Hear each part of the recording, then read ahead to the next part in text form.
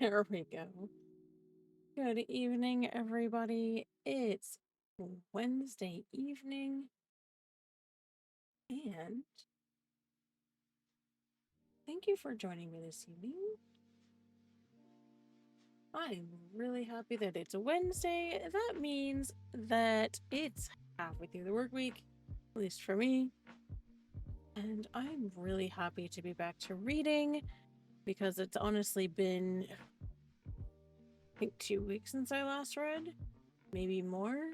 No, I think it's been more than that because I was sick. So it's been I think a month actually. So I am very happy to be back and reading this evening. For anybody who may be new, my name is Meshla. I am primarily an audiobook streamer. What that means is that I write and read my own Star Wars fanfiction, and I have been doing so for 25 years, give or take.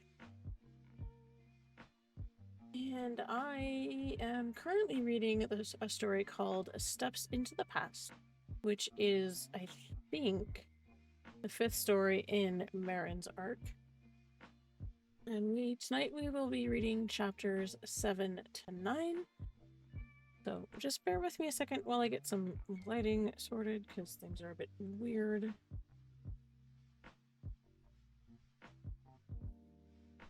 Okay.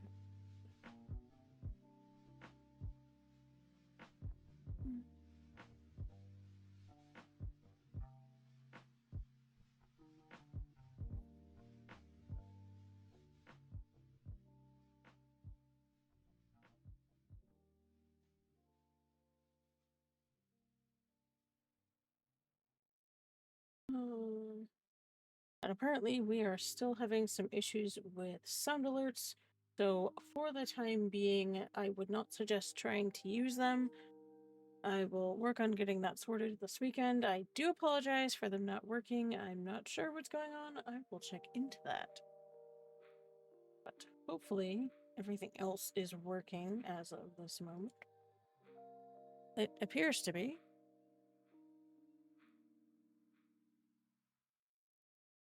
There. Better.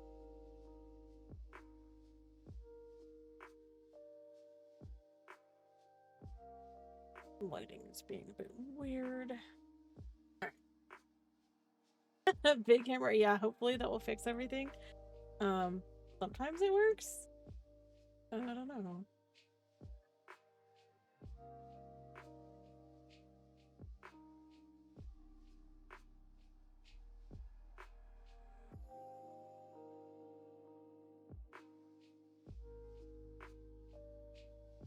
So we're actually gonna do. I'm still messing with lighting a little bit. Anyway, there we go. I do apologize for the randomness. Okay. Alright.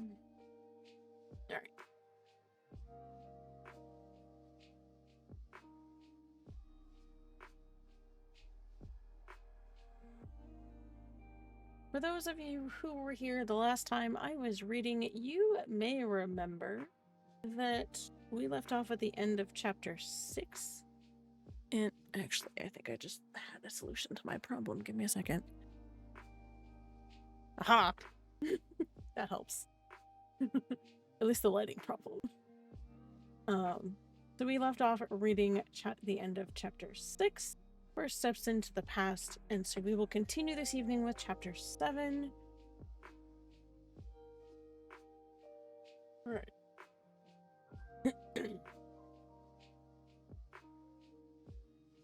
And because I'm reading 3 chapters, I'm actually doing this directly from the Google Doc, because trying to load 3 chapters into the prompter would be a little bit of a nightmare. So I do intend to use that more. It just gets a little difficult when I'm trying to read multiple chapters. So.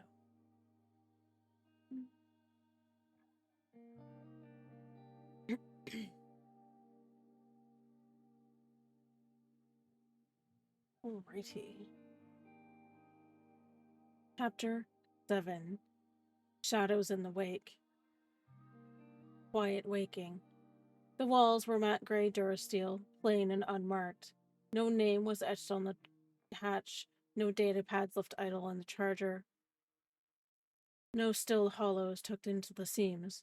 It was just a cabin, like any other aboard a ship of war, but for the first time in days, Marin awoke without reaching for a weapon. The bunk creaked faintly beneath her as she stirred, her limbs still stiff from the cold and the way she'd curled tightly into herself sometime during the last cycle. The blanket had slipped from her shoulders, crumpled near the bulkhead.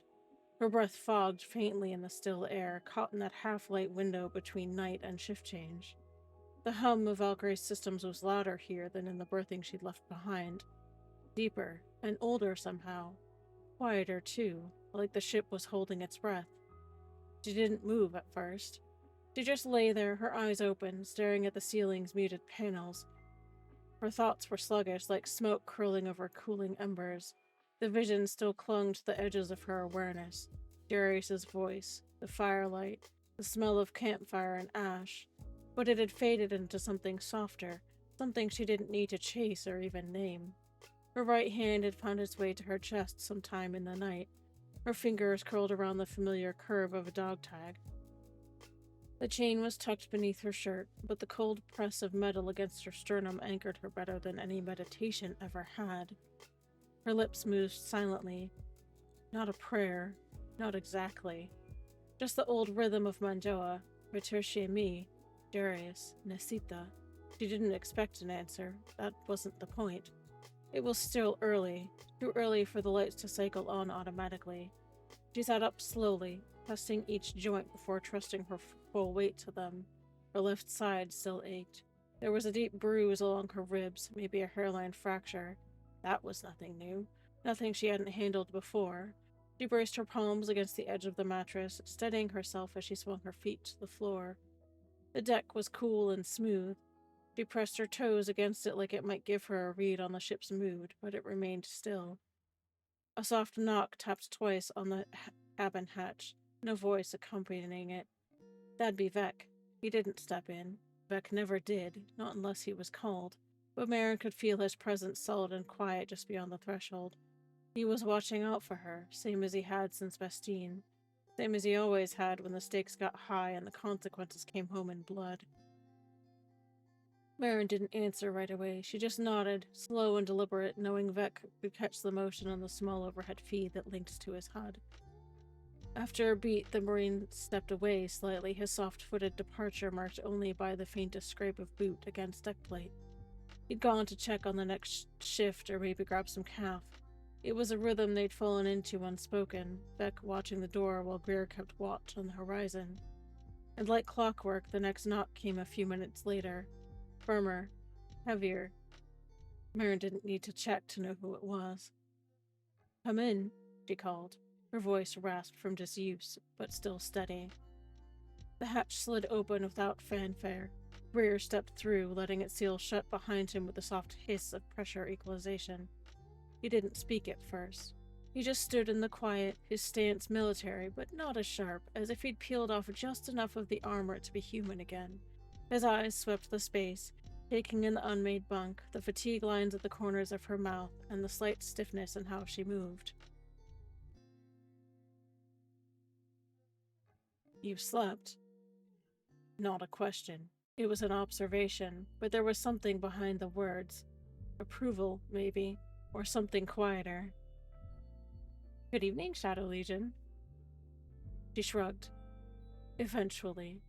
His gaze flicked the tags at her throat and then back to her face. "You kept them close." "I always do." Her fingers tightened briefly around them and then dropped. He crossed the room and leaned against the bulkhead, his arms folded, not crowding her space but not retreating either. His presence had always been like that, watchful and protective in a way that didn't announce itself, the kind of quiet force that didn't ask permission because it never needed to. "We've got the debrief in 90. Marines first, then Joint Ops. I wanted to check on you before that." Marin nodded once. "Still standing?" "Barely," he muttered, but not unkindly. His gaze lingered on the faint discoloration across her ribs, visible through the thin gap in her undershirt. "You get that looked at?" Catherine saw to it, she answered. He didn't smile. Not exactly. But there was a shift in his posture of something easing for just a moment. Then he exhaled and glanced toward the wall where her field gear was folded in precise layers on the bench. You won't need the armor this morning. Just dress greens. Wait 1 second. Oh, goodness. Marin arched an eyebrow. Why? There's a file request waiting from Connors, he said evenly. He wants your statement on the duel. Said you were the only one who could give a first-hand assessment of the Force user who was involved. Of course he did. Connors had always known how to read shadows before they moved. She nodded quietly. I'll be ready. What is my voice today?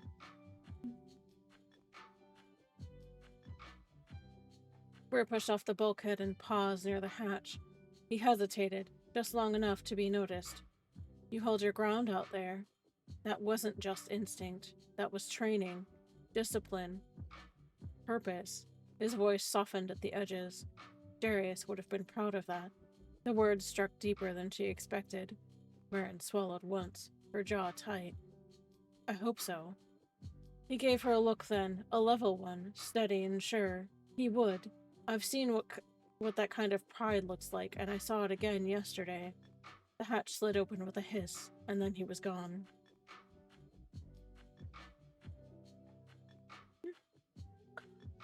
Yes, I actually took a couple of weeks off from streaming due to not being well, but I am back. I actually streamed on Sunday, so that was actually the 12th was my first stream. So last Wednesday was my first stream, and then I streamed on Sunday. And I'm back to regular schedule now, I think. But it was much needed. I do appreciate you checking in, and it's good to see you. Still and silent. The ship's steady hum had long since settled into the background, a constant thrum beneath the deck, reminding Marin that she was far from Collier's dust and ash. But the silence here was a different kind of weight. Sterile, compartmentalized, broken only by the occasional hiss of recirculating air. The cabin she'd been assigned was utilitarian, bunk sheets pulled taut, and the blanket was folded with precise marine corners. There was no comfort in it. Only order, but order was what she needed now. Something to keep her mind from slipping too far back to the patrol route, to the moment the Force user had stepped from the shadows with the Biscade sparking in her hands.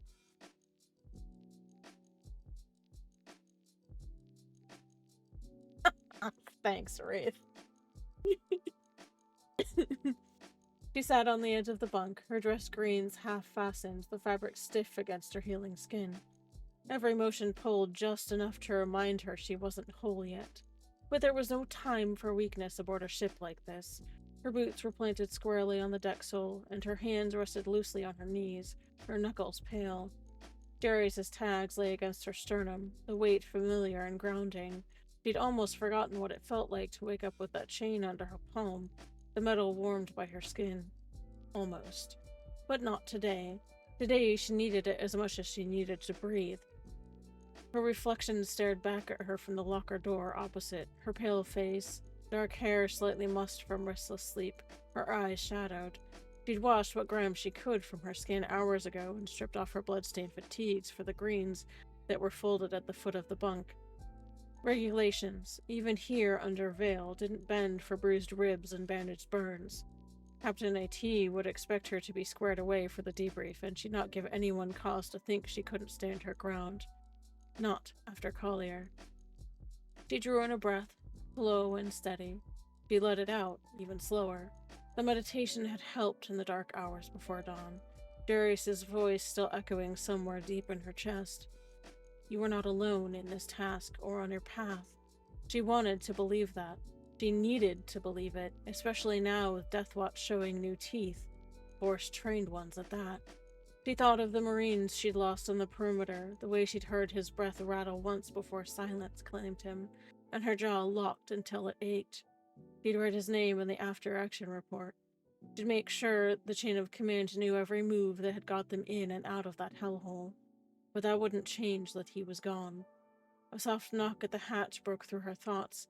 3 clipped raps, the kind a Marine gave before stepping into another space. Vec didn't wait long. He just leaned halfway into view from the corridor, his helmet clipped to his belt, his eyes scanning her with that quiet, assessing way Marines did when they didn't know what to say. "Ma'am," he said, his voice low and respectful, but not distant. "Just checking you were awake. Mess is still running if you need it." Marin managed a faint nod, her voice not quite there yet. "Thanks, Vec. I'll be along shortly." He hesitated like he might say more, but settled for a small, solid nod and stepped back, the hatch sliding closed with a muted hiss. Alone again, Marin felt her breath slip out, one hand instinctively finding Jerry's tags, her thumb moving over the worn engraving. Her chest tightened at the familiar motion, the reminder of his steady presence in a galaxy that refused to stay still.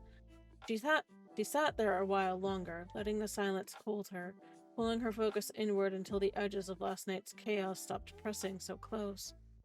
And then she stood, her shoulders rolling back, fingers fastening the last of her tunic buttons.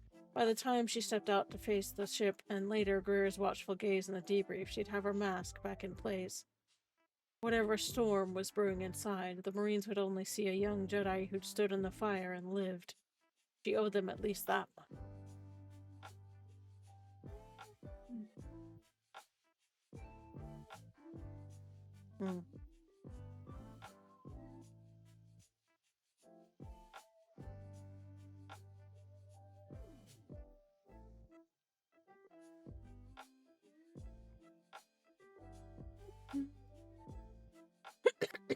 Sorry.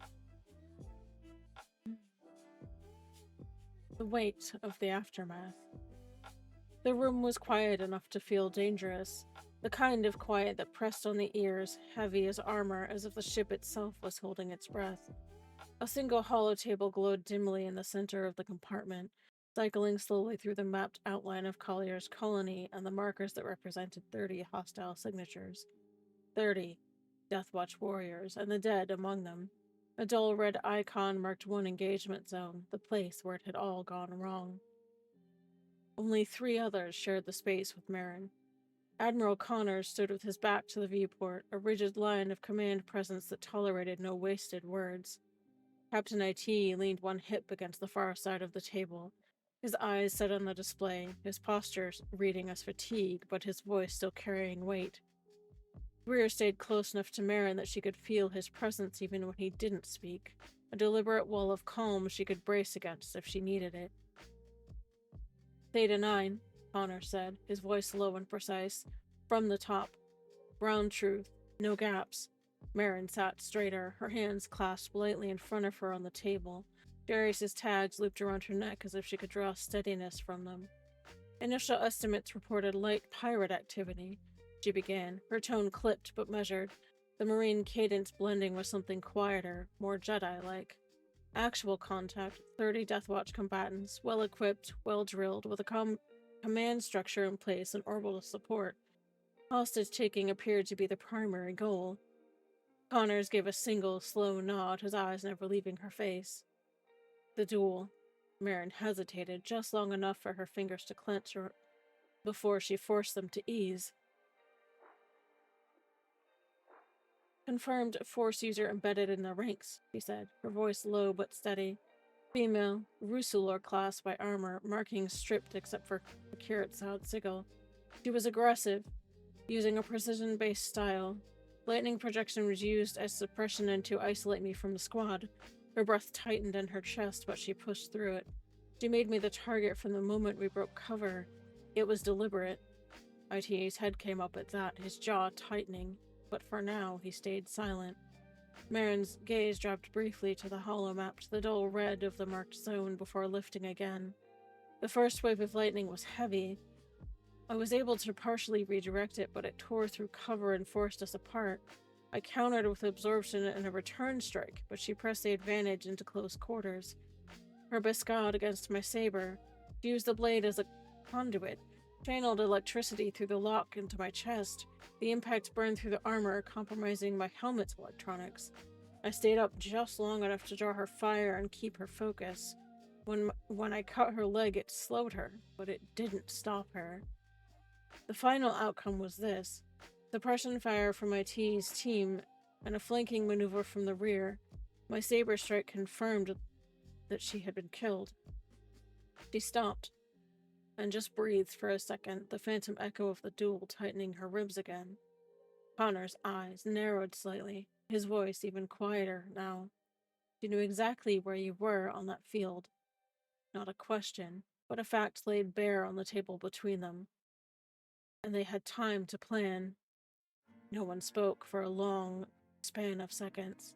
The hum of the dampeners filled the silence. Every person in the room knew what it implied, but Veil Doctrine held. Suspicion stayed unspoken until proof had teeth. Sir, IT said finally, his voice hard as Durasteel, our intel put numbers at a third of what we hit. We were supposed to be training, not walking into the firing line. His eyes flicked briefly to Connor's, not accusing, but demanding acknowledgement of the pattern they were all starting to feel. They were dug in and waiting. Connor's gaze flicked towards the holotable, his jaw set like stone. We'll review the chain, but this briefing does not leave the Omega Circle. Emberlock holds. His attention returned to Marin, sharp and weighing. You've ghosted that torpedo from Cloak clean and fast enough to strip their carrier blind, and they still had a force-trained killer waiting on the ground. He paused, but it felt colder this time. That's not chance. It won't happen again. We have an ad starting in just under 5 minutes, my friends. Marin drew in a breath that barely reached her lungs and gave a sharp nod. Understood, sir. Her voice was quiet, but there was iron under it now, forged from everything that fight had cost her. Good. Connors let the silence stand another few seconds, making sure the weight of his next words sank in. Theta 9, you'll work with tactical post-medical clearance. I want a full breakdown of that duel, moves, techniques, anything that gives us a profile on their training pipeline. IT and Greer, collate full action reports for secure burst to cure. This stays sealed. Dismissed. The chairs scraped softly as they stood. No one said anything else. Veil Protocol wasn't just classification. It was a chain locked tight around truths too dangerous to leave unsecured. As I stepped into the corridor, Greer's presence ghosted just close enough to remind Marin she wasn't carrying the weight of Collier alone. But she knew, deep down, this wasn't the last time someone would set a trap with her name on it.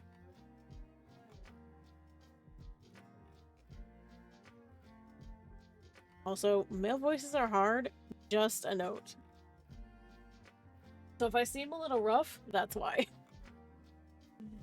But I am doing my best.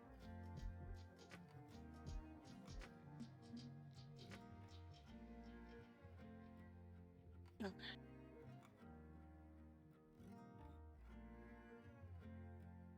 Wait just a minute.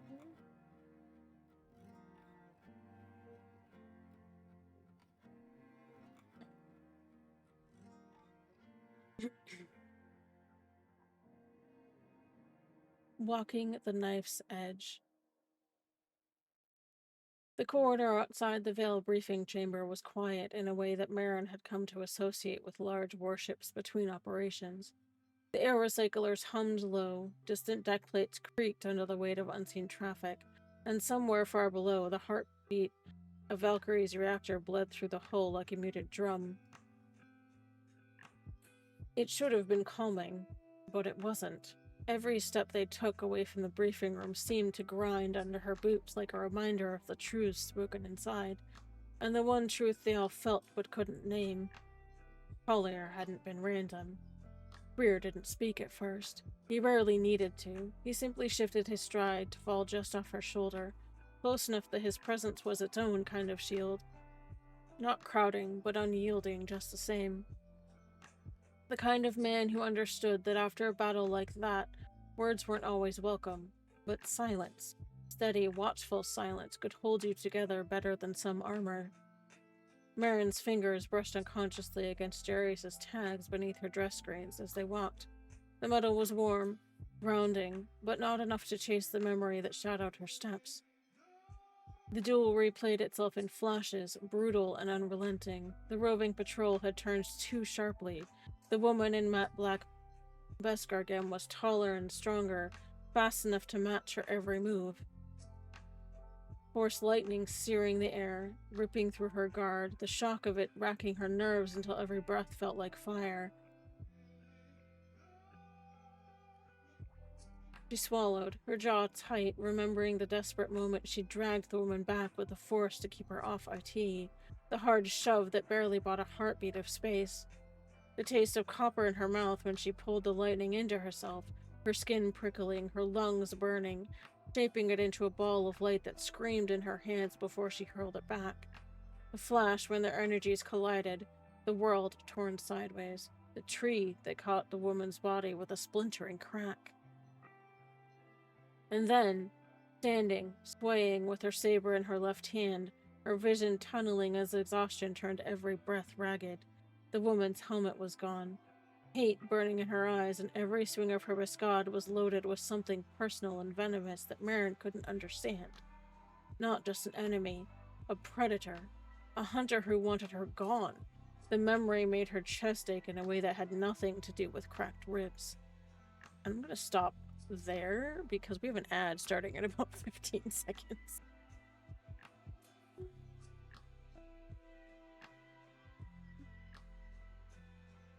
Alright. I will see you guys in a minute and a half. Get yourself some water.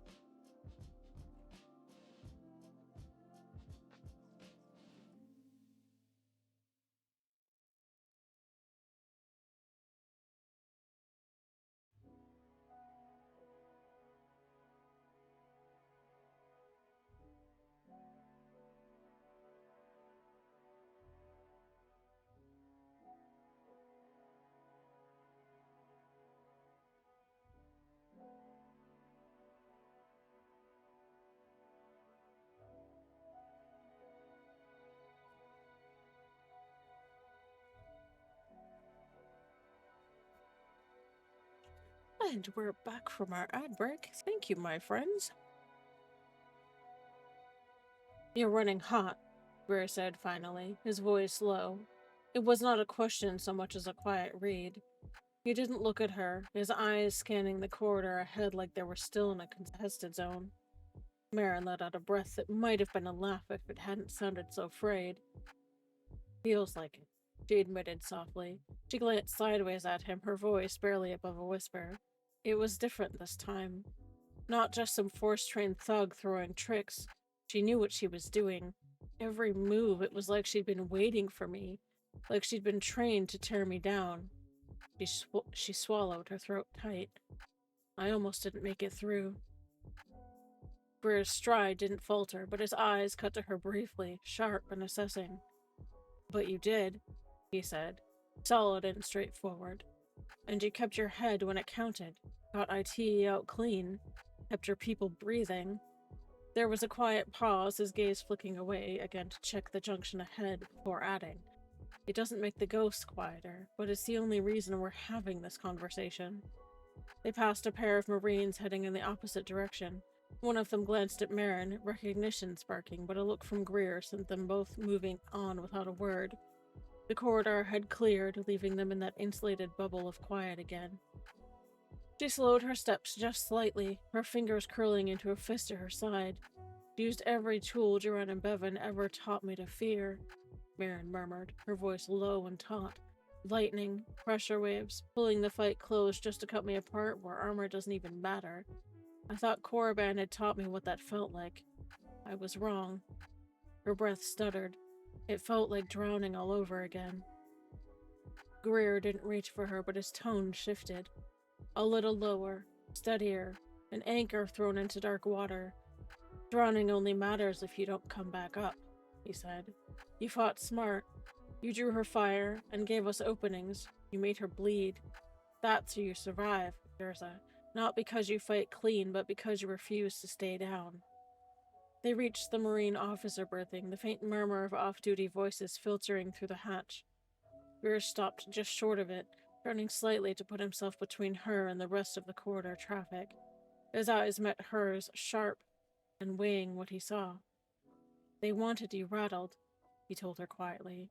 Whoever set this up, they wanted you to start doubting, to shake your footing before the next move. He paused. Don't give him that. Marin bit down on her lower lip, nodding once. The words didn't make the heaviness go away, but they set a sliver of steel beneath them. Enough to hold on to. She drew a breath, slow and deliberate, and unclenched her fist, her fingers brushing the tags again. I'll try, she murmured, and this time it almost sounded like a promise. Good, Greer said, already glancing toward the berthing hatch like he was about to peel off, but his tone dropped just a notch lower as he added. Vex got first watch outside your door. I'll be back after the debrief. Anything feels wrong, you don't second-guess it. You call. It wasn't an order, not exactly, but it carried the weight of one. She nodded again, her eyes meeting his briefly. Understood, Master Sergeant. And for a moment before he moved on, there was the faintest flicker of something in his expression. Not quite pride, not quite relief, just that same quiet, unspoken promise he'd carried since Collier. I see it. I'm here.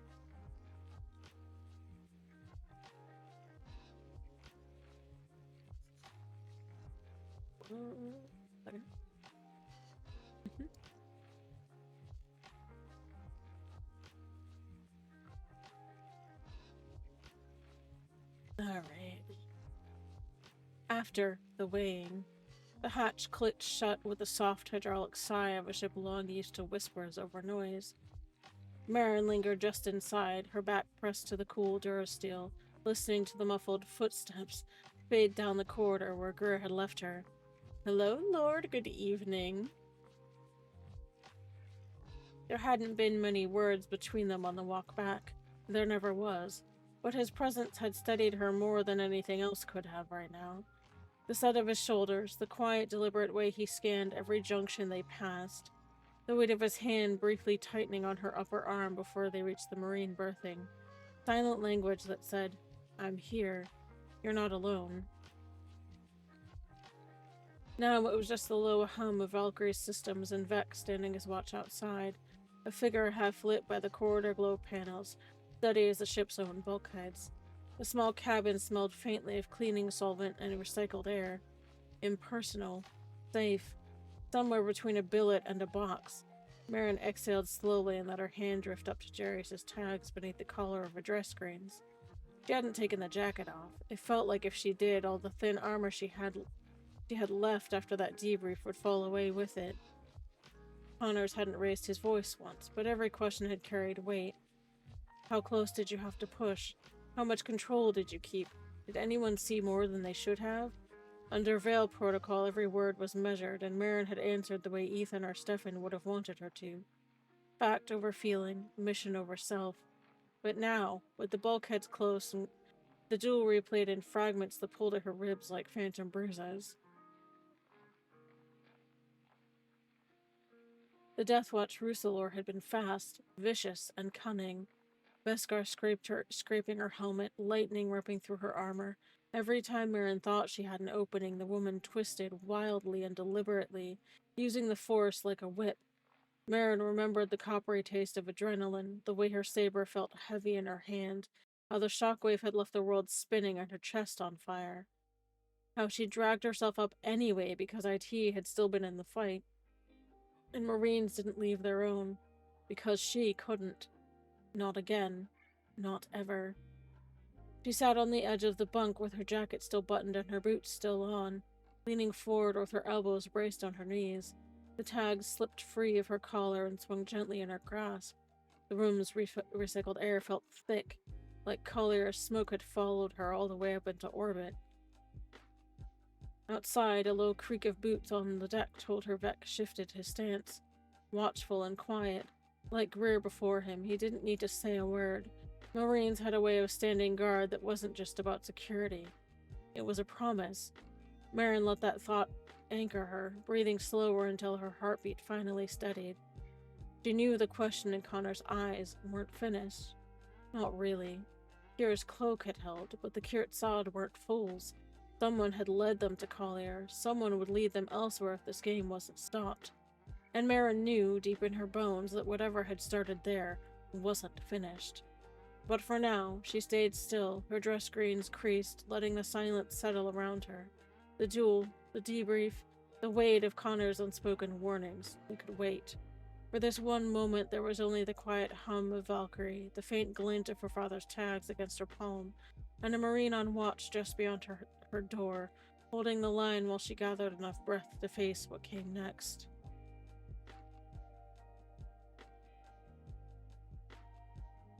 This is what happens when I get 20-page chapters, my friends.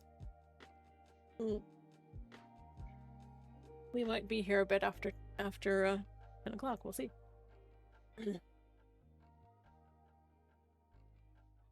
Silent sentinels. The ship had quieted hours ago, but in the belly of the ship Valkyrie, silence never truly meant stillness.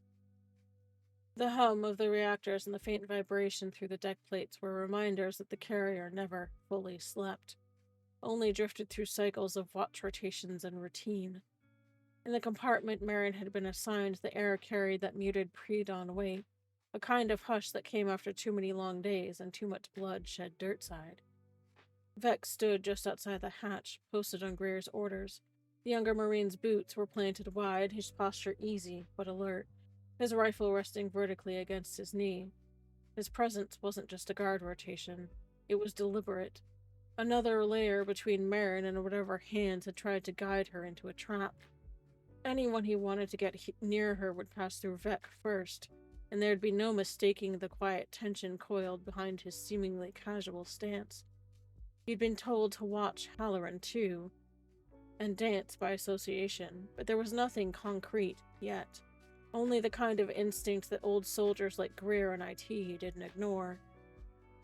Inside the cabin, Marin lay on her bunk, her dress greens folded neatly over the back of a single chair, the tags warm against her skin under the light-duty shirt she wore. The dim glow panel overhead did little to soften the shadows in the corners. She wasn't sleeping. Not really. Every time her body slid towards rest, the duel flashed back sharp and electric. The hiss of the Biscad, the searing arcs of lightning crawling over her armor. The moment she thought her body couldn't take another surge of pain but still dragged more force energy in anyway. Her breath hitched and her fingers closed tightly over the tags at her throat, grounding herself in the solid weight of them. Beyond the hatch, footsteps passed, a pair of Marines speaking in low tones, before fading down the corridor. Vec didn't move except to angle his head slightly, his eyes tracking the corridor before returning to the sealed hatch. He didn't have to look in to know that she was awake. Most Marines couldn't sleep cleanly after a fight like Collier, not when there were questions unanswered and too many moving pieces above their heads. Farther down the passage, Greer reappeared, moving with that quiet, deliberate weight that made other Marines instinctively step aside. He didn't approach immediately, just stopped a few paces short, scanning the corridor before stepping closer. His eyes cut to Vec, a silent query answered with a minute shake of the head. All quiet, nothing out of place. They didn't speak, not here, not where ears could catch words they didn't yet know how to trust. But the unspoken order passed easily between them. Keep watch, keep it tight, eyes on Halloran, and dance without tipping their hand. There'd been too much precision in how Collier unfolded, too many convenient failures in their intel stream. Greer didn't believe in coincidence, not after decades of watching operations unravel for reasons no one could trace. Inside, Marin shifted, sitting up slowly and letting her bare feet touch the cool deck sole. She'd breathed in, slow and deep, trying to settle the tension still wound in her shoulders. She wasn't sure why she glanced toward the hatch. Instinct, maybe. But she felt the watchfulness beyond it. Vec holding his post, Greer lingering just down the passage. A flicker of warmth cut through the exhaustion in her chest. Whatever storm was still circling out there, she wasn't facing it alone. When Greer finally left, it was only after trading a last look with Vec that said more than words could. Watch her. Keep it locked down. No one gets close without going through us first. The younger Marine just nodded once, shifting his grip on the rifle and settling in for the long hours before morning. Back inside the cabin, Marin finally drew a steady breath. She unclipped Jairus' tags and held them in both hands, letting the familiar weight anchor her. The ship thrummed softly around her. The trap they'd walked into wasn't done yet. But for now, there were sentinels at the door. For now, she let her eyes close. Okay.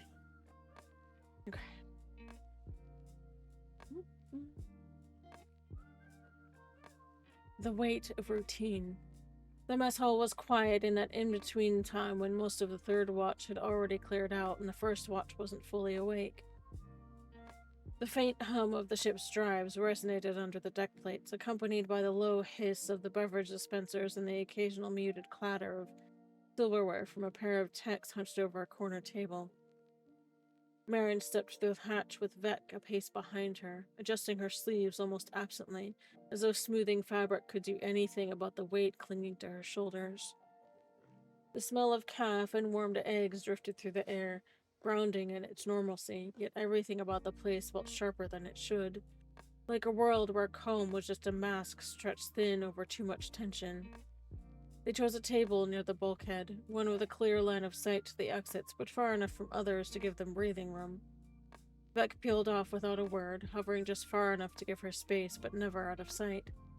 Marin sat slowly, her fingers brushing the chain under her shirt, letting its familiar weight remind her to stay steady. She wasn't hungry yet, not really, but she knew if she didn't eat now, she wouldn't later. It wasn't long before Greer appeared in the hatchway. He didn't stride in, didn't bark orders like some master sergeants did when they wanted to remind everyone of their presence. He just moved with that same quiet weight he carried everywhere. A man who had been in the field too long enough to read the room in a single sweep of his gaze. He clocked Vec's position first, then Marin, his gaze narrowing slightly before easing, a silent exchange of acknowledgement passing between him and the younger Marine. Only then did he step forward, his tray in hand, setting it down opposite her without asking if she minded. He didn't have to. "Morning," he said, his voice low, not quite gravel, but worn like boots that had seen 1,000 clicks. Marin lifted her gaze briefly, catching the faintest glint of concern under the mask of NCO calm. "Morning, Master Sergeant," she echoed, barely above a murmur before nudging her own tray slightly to make room. She hadn't touched most of it yet, just pushed the edge of her fork through a pile of eggs as if trying to decide whether they were worth the effort. Greer didn't push. He never did. He unwrapped a ration biscuit, broke it in half, and dunked it in his calf like it was the most normal thing in the world. Only then did his eyes flick to her hands, noting the slight tremor when she picked up her fork, the way her shoulders stayed tight even though they were alone at the table. "You eaten?" he said, after a long silence. Not quite a question, not quite an order, but something in between. Marin huffed out something that might have been a laugh if it weren't so tired. She speared a bit of egg with her fork and made herself chew, the taste bland but grounding. "Trying," she admitted quietly. "That's good enough for now," Greer replied, returning to his own tray without further commentary.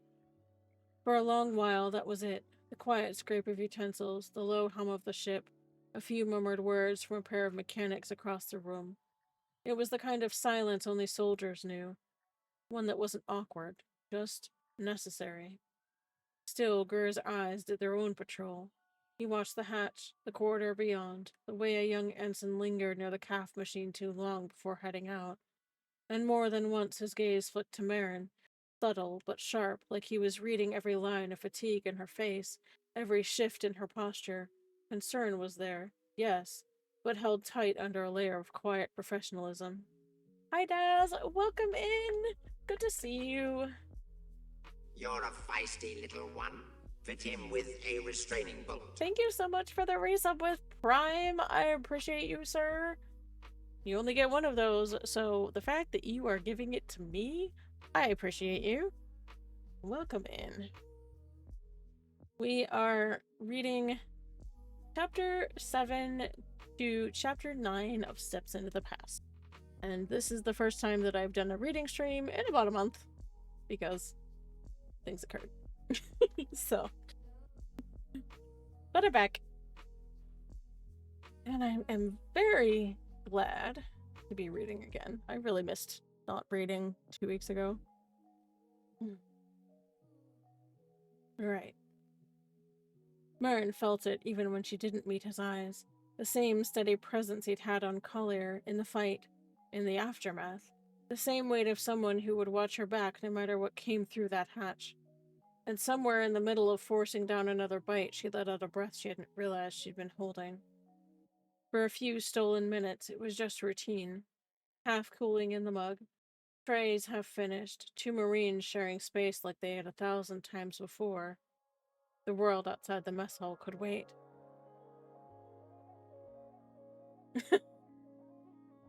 Yes. Yes, homework is gross. I agree.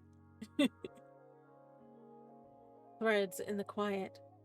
The mess hall's low murmur faded as Marin and Greer stepped out into the main corridor. The shift from the warm, calf-scented air to the ship's cooler, recycled flow was like a splash of water across her senses. Her boots struck the deck sole with that steady, quiet rhythm learned long ago. Soundless when it mattered, yet deliberate enough to remind her she was still moving forward. The tray of breakfast sat heavier in her stomach than it should have. But Greer had been right. Eating was necessary, whether she wanted it or not. Vec had taken point a few paces ahead, watchful, but never intrusive, his posture saying everything a young Marine didn't voice around senior NCOs. Marin suspected he'd been told to stay close for the rest of the day. The thought made her stomach knot even tighter, but she couldn't bring herself to argue. She understood. Greer hadn't said much since they'd left the mess. He walked beside her now, his hands loose at his sides, but his eyes were in constant motion, scanning bulkheads, glancing down cross corridors, and clocking every crew member and Marine who passed within arm's reach. It wasn't paranoia, not from him. It was a practiced wariness, the kind you learned only after decades of knowing that quiet didn't necessarily mean safe. When they reached the turn heading toward the Marine berthing section, he slowed, just enough for Vec to take another step ahead. Only then did he shift fractionally closer to Marin, his voice pitched low, a rumble just for her ears. "Captain's going to have a word with me before long," he said, his eyes forward, his tone neutral. "We'll be running through what went wrong and what didn't. You don't need to worry about it." She glanced up at him, her mouth opening like she wanted to protest, but one look from him, steady, unflinching, and reassuring without softness shut it down. He wasn't brushing her off.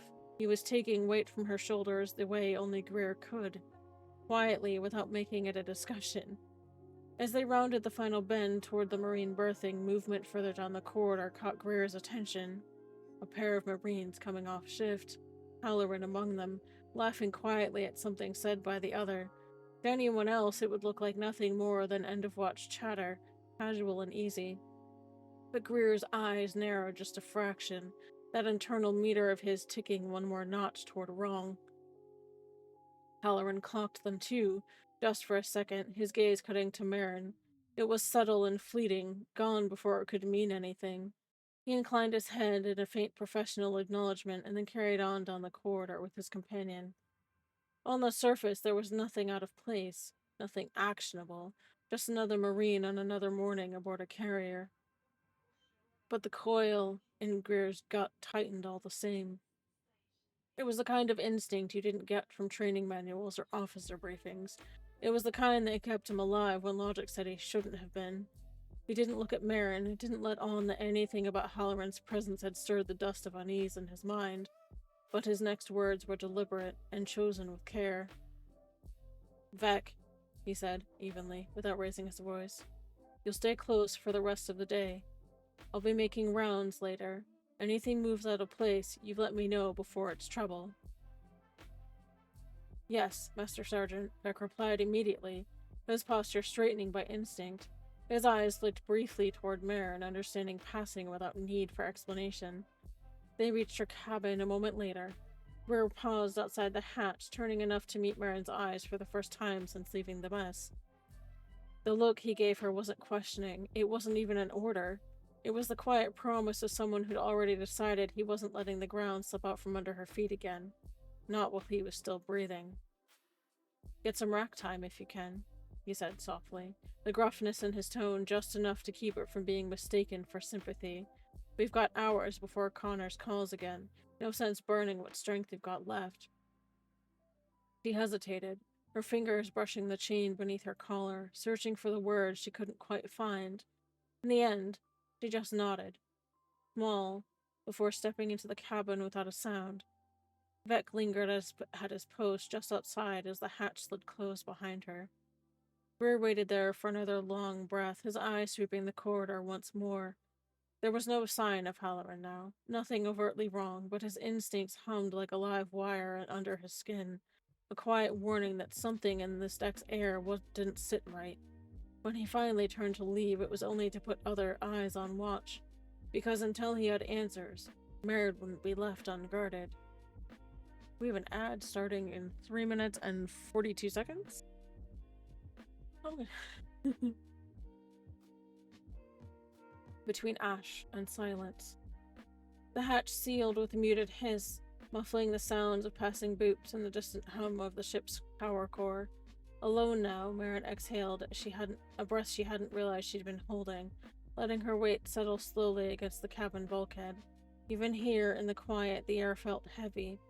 Not with sound or motion, but with everything she couldn't quite shake from her bones. Her eyes drifted toward the neatly made bunk, but she didn't move towards it yet. Instead, she leaned her shoulder against the bulkhead, her fingers hooking under her collar to find the familiar, worn edges of Jerry's tags.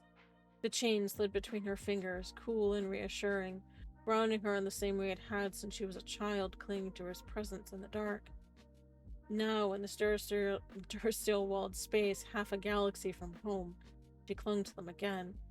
Not as a frightened child, but as someone trying to remember that she was still herself after fire and blood had attempted to burn the edges away. Sleep wasn't coming. Marin knew that as surely as she knew her own name.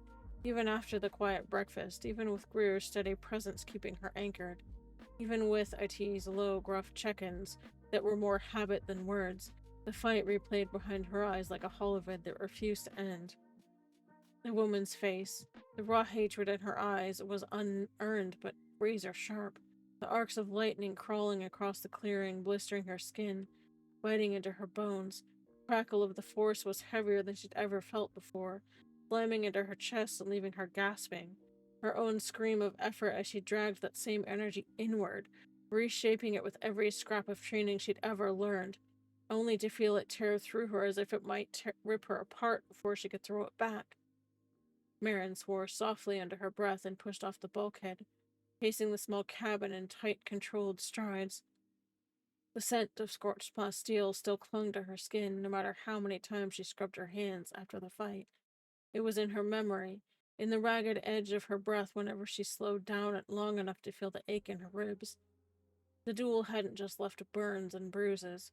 It had left something deeper, an imprint, a weight in the force like a scar that would take time to fade, if it ever did.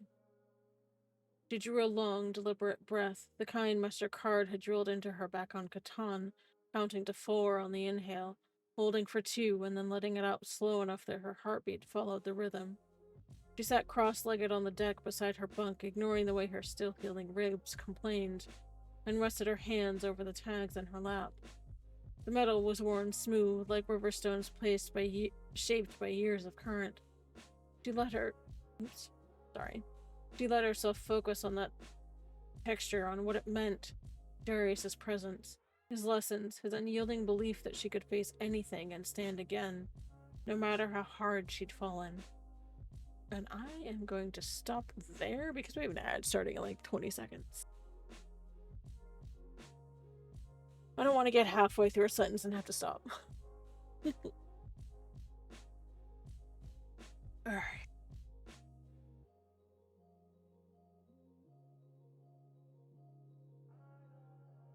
I will see you guys in a minute and a half. Please go have a stretch, grab a drink of water, or a snack. I will see you back here.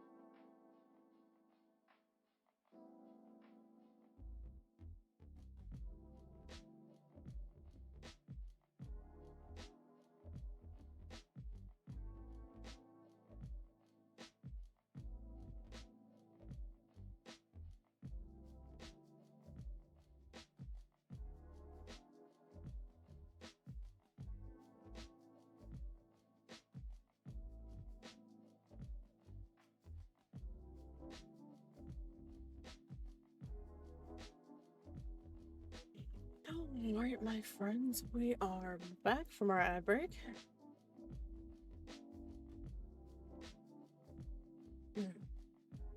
The cabin lights were dimmed to half, enough for her to make out the outlines of her utilities neatly folded on the chair, her gear stowed in regulation order, the faint red glow of the chrono above the hatch counting the early hours.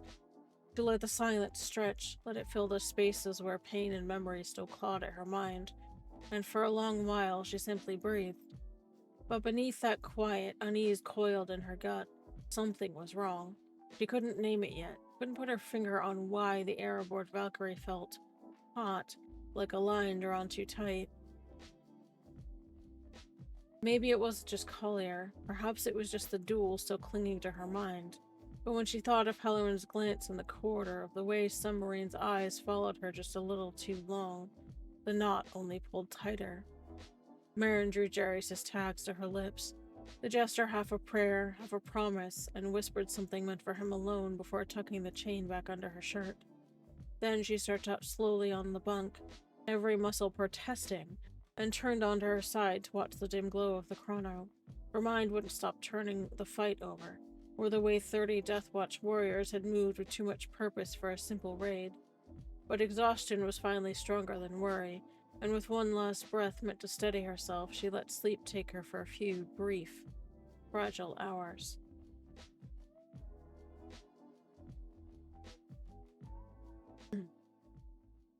Quiet threads pulled tight. The briefing annex was empty but for the two of them. The hatch was dogged shut, and the low hum of the ship's systems was a muted undercurrent. The space wasn't much, just a table, 2 chairs, and a wall display that was left dark. It didn't need to be more. This wasn't an official situation report. Not yet. This was 2 Marines with too many years in uniform reading a battlefield that didn't fit the after-action reports. Greer leaned against the bulkhead, his arms crossed, his eyes half closed in thought. He hadn't touched the mug of calf cooling on the table. He wasn't here for comfort. The lines on his face looked deeper now, cut by habit and long nights where instinct gnawed at him harder than logic could soothe. IT stood near the display, his hand braced on the table's edge, his own mug untouched beside a datapad. His gaze flicked toward the closed hatch once and then settled on Greer. "She's on recovery," he said quietly, his tone like a man settling a fact into place even if he didn't like it. Connors made that call for a reason. Greer nodded slowly. I'm not arguing that." His voice was low, edged with gravel, carrying the weight of what neither of them had said aloud since Collier. "But we both know this op didn't go sideways by accident." The words settled heavily between them. Neither moved for a moment, both reading the silence like a tactical map. There were things you could feel on an op that never made it into reports.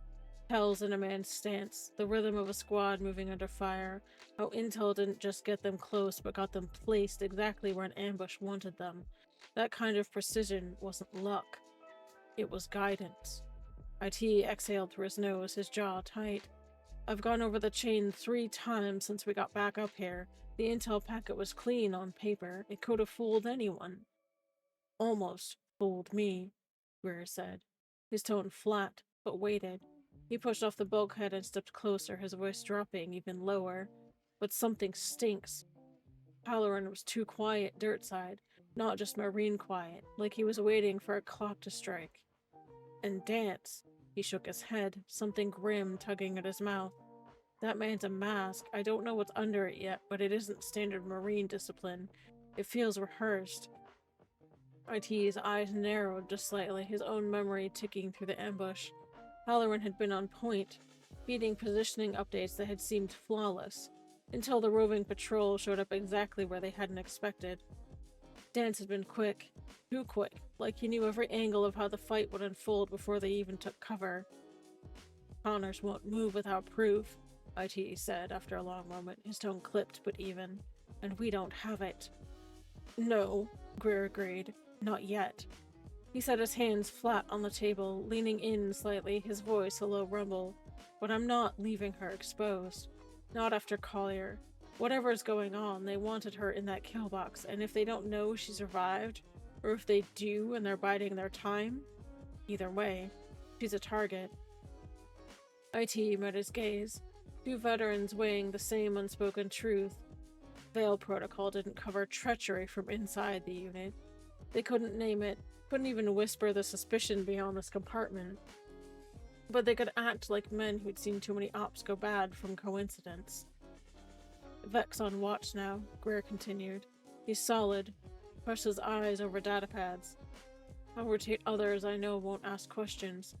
Discreetly." IT's nod was sharp and decisive. And Halloran? We keep him close. Too close for him to maneuver, but not close enough he knows he's under watch. Let him think his cover is intact. Greer straightened, the calm set of his stance coiled with a predator's patience. If he's clean, no harm done. If not, we'll see the cracks before Connors needs to read it in a report. For a long moment, the only sound was a little thrum of Valkyrie's systems. Two Marines standing in a quiet annex preparing for a war that wasn't written in any briefing packet. Finally, IT picked up his mug and stared into it like it held a different kind of map, and muttered, "We've both seen this game before. I just didn't think I'd see it here." Greer's reply was quiet, but ironclad. "It doesn't matter where it shows its face. We'll handle it the same way we always have."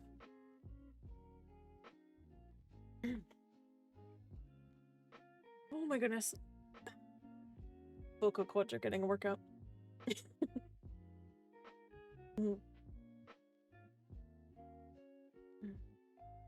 Quiet guard.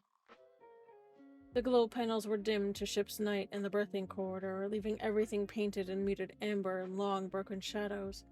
The low hum of the carrier's heart ran steady beneath it all, a rhythm any Marine learned to recognize as safety, movement, life in the void. But for the men on watch tonight, it was just another layer of noise to sift through while instinct stayed razor sharp. Beck leaned casually against the bulkhead a few meters from Marin's cabin hatch, his arms folded across his chest. He looked like he might be off duty, waiting for a buddy to get ready before heading to the mess, but his eyes never left the length of corridor he could see reflected in the polished durasteel of the hatch opposite him. Every sound, every footstep out of rhythm, every flicker of motion was marked, cataloged, and measured. He'd relieved the last watch 10 minutes ago, exchanging nothing more than a brief nod and a quiet word to keep the transition invisible. No one needed to know this was a guard post, least of all Marin. Inside the cabin, silence hung heavy except for the soft, uneven rhythm of her sleep. Even that wasn't restful. More than once tonight, Beck had heard a faint shift, the scrape of fabric or the dull sound of bare feet against the decking, the restless signs of someone caught in half-remembered firefights. He'd been told to keep watch and not interfere, but that didn't stop the quiet pull of concern tugging at his chest. Down the corridor, footsteps approached, a slow, measured cadence. Greer. The Master Sergeant emerged from the corner shadow like a ghost, his own boots making less noise than the hum of the vents overhead. He didn't glance at Vec right away, just scanned the corridor like he was reading a battle map, cataloging every hatch and angle before closing the last few steps. All quiet? Greer's voice was low, barely enough to carry. "Aye, Master Sergeant," Vec replied, his posture shifting just enough to show attention without making it obvious to anyone else. "She's sleeping lightly, but she's out." Greer nodded once, his eyes sliding briefly to the closed hatch. His jaw worked like a man holding back words that didn't belong here, not where the walls had ears. "Keep it that way," he said. "Anyone not from our roster drifts this way, you clock it. Don't challenge unless necessary, just make sure it's marked." But gave another short nod. Understood. For a beat, neither of them moved. Greer's gaze traveled the corridor again, slower this time, and lingered on the far bend where shadows pooled too deep for the low lights to reach. He didn't need to say it. Both men knew Halloran's birth was down that way, and Dance wasn't far beyond. Today's debrief hadn't given them answers, only sharpened the unease that had been gnawing since Collier. "Halloran went for a late walkabout an hour ago," Beck said softly, quiet enough that it barely disturbed the stale corridor air. "He didn't linger here, but he's circling more than most would after a day like today." Greer's lips thinned, the only outward sign of his thoughts. Noted. His gaze cut toward Marin's door one last time, an unspoken promise in his eyes. The same kind every good NCO made when his instincts told him trouble was circling but hadn't bared its teeth yet. Without another word, he turned and ghosted back down the corridor the way he'd come, leaving Vec to his watch. The younger Marine settled in again, shifting his weight like a man waiting for nothing in particular, but every line of him was taut with focus. The ship's hum continued. seemingly indifferent to the quiet war being fought in the shadows and the silence, and behind the locked hatch Marin slept, unaware of the sentinels keeping the darkness from pressing closer.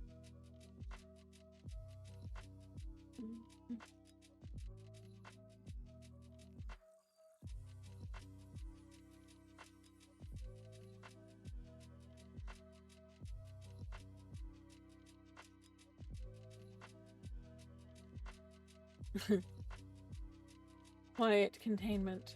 The compartment was small by design, its bulkheads layered with enough signal baffling and security countermeasures to make even a well-placed spy uncomfortable.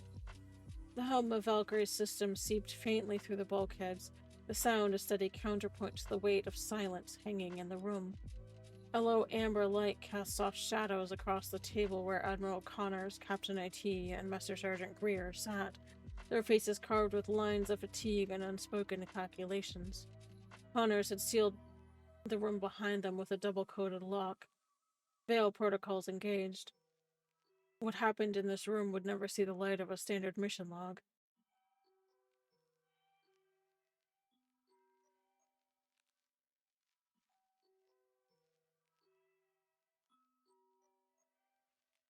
Connor sat forward, his forearms braced on the table, his hands folded in front of him, and his expression deceptively calm. The Admiral's eyes, sharp and weathered from decades of Katani's service, carried the weight of a man who had seen too many operations stained with blood, and not enough answers.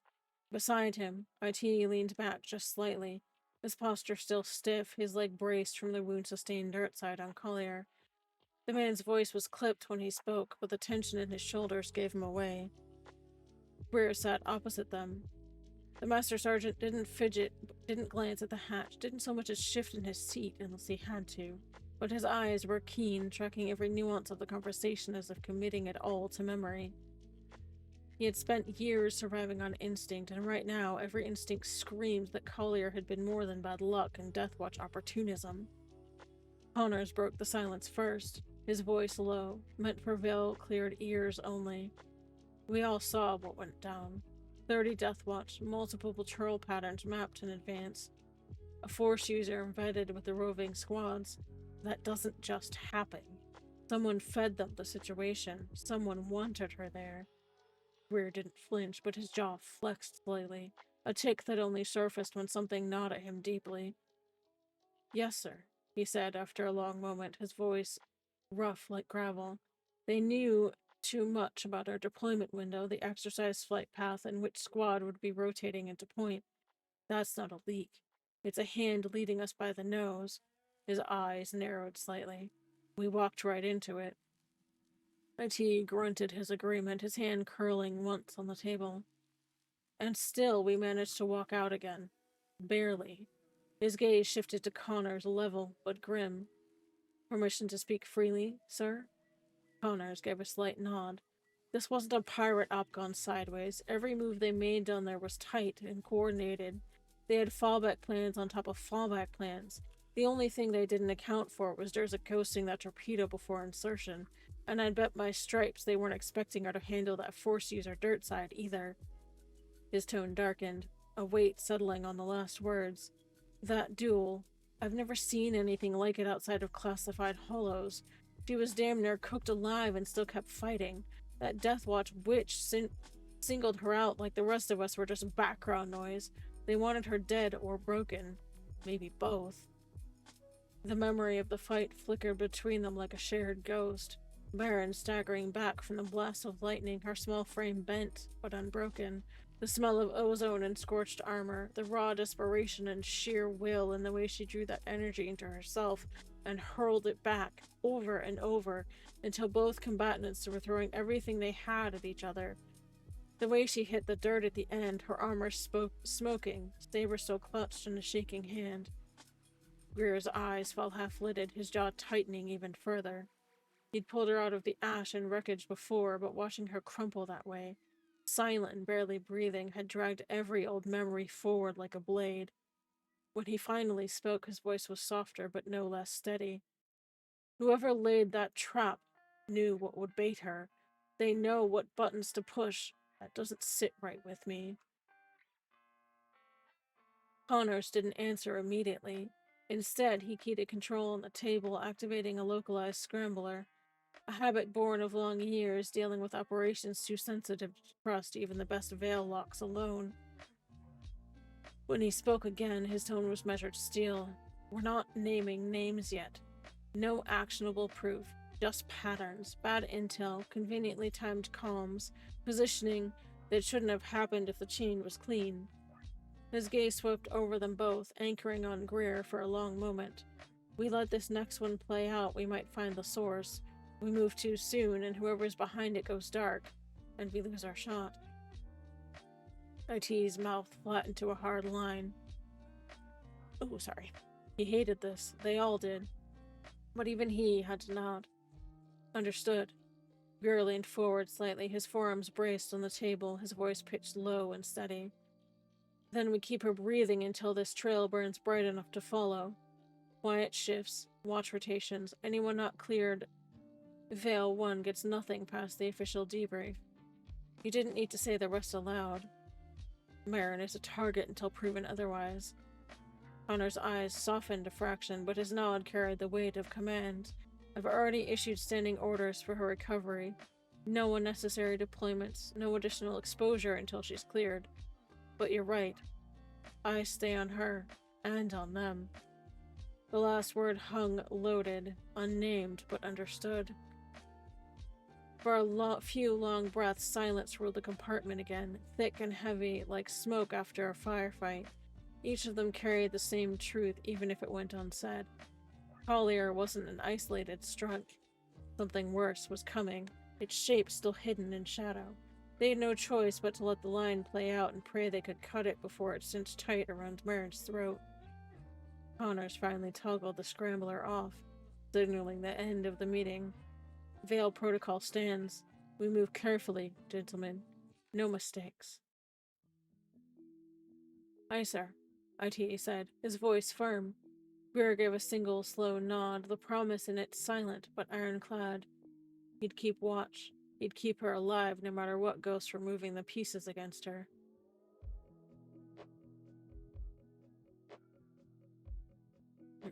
Ooh, and that is the end of the chapter, my friends. Yeah, that's a long one. The Veil does not end with the mission clock. Veil Doctrine, Oral Maxim 13. When the field goes quiet, duty does not.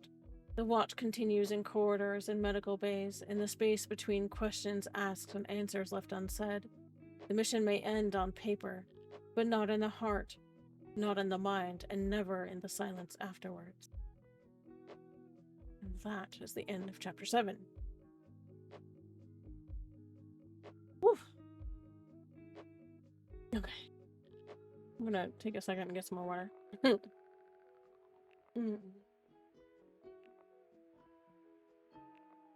Chapter 8. Echoes in the flight deck. Ghosts in the hangar. The hangar breathed with its own rhythm, a living mechanical organism bound together by the hum of repulsor lift generators, the occasional whine of a power tool, and the crisp call and answer of maintenance crews working through the end of a long shift. It smelled of ion exhaust, lubricants, and steel worn smooth by decades of boots and blood, a scent that clung to every corner of a carrier like this. The kind of smell that said a warship was alive and had seen its share of fights. Marin paused just inside the threshold, one hand braced on the bulkhead, the other curled loosely at her side. Jerry's tags hung heavy against her chest. The medics had cleared her for light exercise, nothing more, but after the debrief, the meal, and the suffocating silence of her cabin, she couldn't take another moment sitting still. The aches in her ribs and the stiff pull of steel healing burns were nothing compared to the restless energy gnawing beneath her skin. So, despite Greer's quiet, cautionary glance when she'd mentioned it, she'd made her way down here, escorted only by Vec's silent watch a few paces behind. The deck was busier than she'd expected. A small crowd of pilots and chiefs stood around one of the Nighthawks midline, their heads bent toward the rear thruster assembly like surgeons over a patient. Their words carried just enough to catch in the hangar's echo. "I've checked the port rudder thruster 3 times, Chief muttered, his tone one of long-suffering endurance. Clean as a whistle. Replace the pre-fire nozzle assemblies myself before the last hop. And I'm saying she's still drifting to port, Lieutenant Stryker shot back, his arms folded, his jaw set. Feet off the pedals, the ship still wants to yaw left like she's chasing a ghost. Commander Wesley Danik stood a step apart, his arms crossed, his eyes narrowed. Not in anger, but in that cool, assessing way of a man who had spent years flying his own craft and trusted a pilot's gut as much as any diagnostic readout. Pull the assembly, he said finally, his tone brooking no argument. Check every inch, swap it if you have to. I don't want ghosts in my squadron when we break orbit. They exchanged a faint, fleeting smile from Marin as she worked her way to a clear patch near a Marine shuttle parked on standby. She rolled her shoulders, bit back the wince that came with the motion, and drew one of her knives from the custom sheath on her belt. Slow, deliberate movements followed, not for display, but because every muscle was stiff, every breath still felt too shallow. Knife drills, Ethan had always said, could center you when nothing else could. The rhythm was a comfort, a reminder of lessons beaten into bone and blood long before she'd stepped aboard Valkyrie. From the corner of her eye, she caught Danik moving as the chief and his crew disappeared towards their toolkits. He stopped mid-stride toward the lift when he spotted her, his head tilting slightly as recognition tugged at an old memory.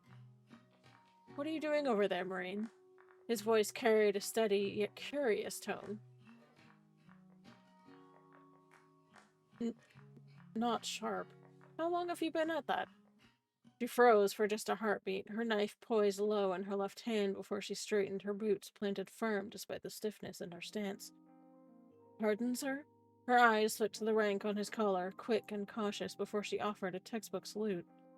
We have an ad starting in just under 5 minutes, my friends. The blade was pointed toward the deck. I couldn't sit still any longer, she admitted, her voice low but honest. Figured running some drills might help. He looked her over, his eyes lingering on the lack of proper patches and the way her uniform was clean but not regulation. Something about it snagged on a memory. "You're one of IT's?" he asked, his tone easing, curious now more than anything. "Aye, sir." She glanced down briefly, adjusting the knife in her grip. "Picked up by your medevac shuttles yesterday. I was on his squad for advanced tactical training." She hesitated, chewing on her lower lip before adding quietly, "Marin Durza." The name landed between them like a weight, pulling Danik's gaze sideways for a long moment before he looked back at her fully. "Darius's girl?" His voice softened on the words, surprise wrapped in something older, memory and respect. Marin only nodded, her throat tightening. She reached without thinking, her fingers curling around the dark blue metal tags at her collarbone, tracing the familiar engraving like she always did when his name surfaced from someone else's lips. The motion steadied her. Danik exhaled slowly, leaning back against a nearby crate as if the memory had years of weight behind it. "Haven't thought of your father in a long while," he said, his voice distant for a moment. "Good man, one of the best." She smiled faintly, but sincere. He was. Hard to believe he's gone, sometimes. The knife slid smoothly back into its sheath as she looked down, her thumb brushing over the worn metal of the tags, her anchor in all this steel and shadow. "I met him back when I was just a lieutenant," Danik went on, his eyes fixed on some point far away. "Engine blew mid-flight, left me bailing over a forest so thick that I could eat a ship whole. I broke a few bones on the way down. Darius was with a recon unit that pulled me out. I never forgot it." "Fortunate," Marin said softly, remembering Ethan telling her the same story after Darius's burial. The way his voice had gone quiet was something unspoken. She met Danik's eyes for a moment and found a piece of her father there, reflected in the silent respect of a man who had once owed him his life. "Following in his footsteps, then?" Danik asked finally, his tone lighter but still edged with curiosity. She chuckled softly, shaking her head. "Maybe. Maybe not. Ethan and Master Card thought this program would be good for me. Push me past my comfort zones, give me more than I thought I had." Her gaze flicked the fatigues, bare of name or rank. "I can't say that they were wrong." "Good to have you here, then, Private," he said, sincerity in the words. Stryker returned then, his flight gears on, grin crooked as he caught sight of Marin. Well, hello again, he said lightly, his tone teasing. Marin offered him a nod, a half smile tugging at her lips despite herself. Good to see you too, she said. Lifting a finger to her lips in mock secrecy, she added under her breath. Don't tell Catherine I'm down here. I'm supposed to be resting. Both pilots chuckled softly, the sound easy and unguarded in a space that rarely offered such reprieve. For a moment, standing among the hum of fighters and the faint smell of ion wash, Marin felt a little closer to her father's world, and a little steadier on her feet. Lightline secrets. The Nighthawk sat on like a sleeping beast on the deck, its matte black hull gleaming under the hangar's floodlights, the scars of hard service worn like pride marks along her fuselage. The tech crews had scattered now, their voices replaced by the occasional clank of tools from somewhere deeper in the bay. Marin lingered by the access ladder, trying not to stare too obviously at the craft, her fingers resting over the tags at her throat as if Jarrus himself might steady her pulse through cold metal. Too bad, Stryker said, tossing a sidelong glance at his fighter as he adjusted a glove strap. I wouldn't mind an honest opinion on whether the Chief's fix is actually holding up. His grin was pure mischief, aimed squarely at Marin. I could have used some fresh eyes in the cockpit. She's not flight certified and you know it, Danik cut in, giving him a level look. And even if she weren't on medical restriction, regs say no joyrides in my birds.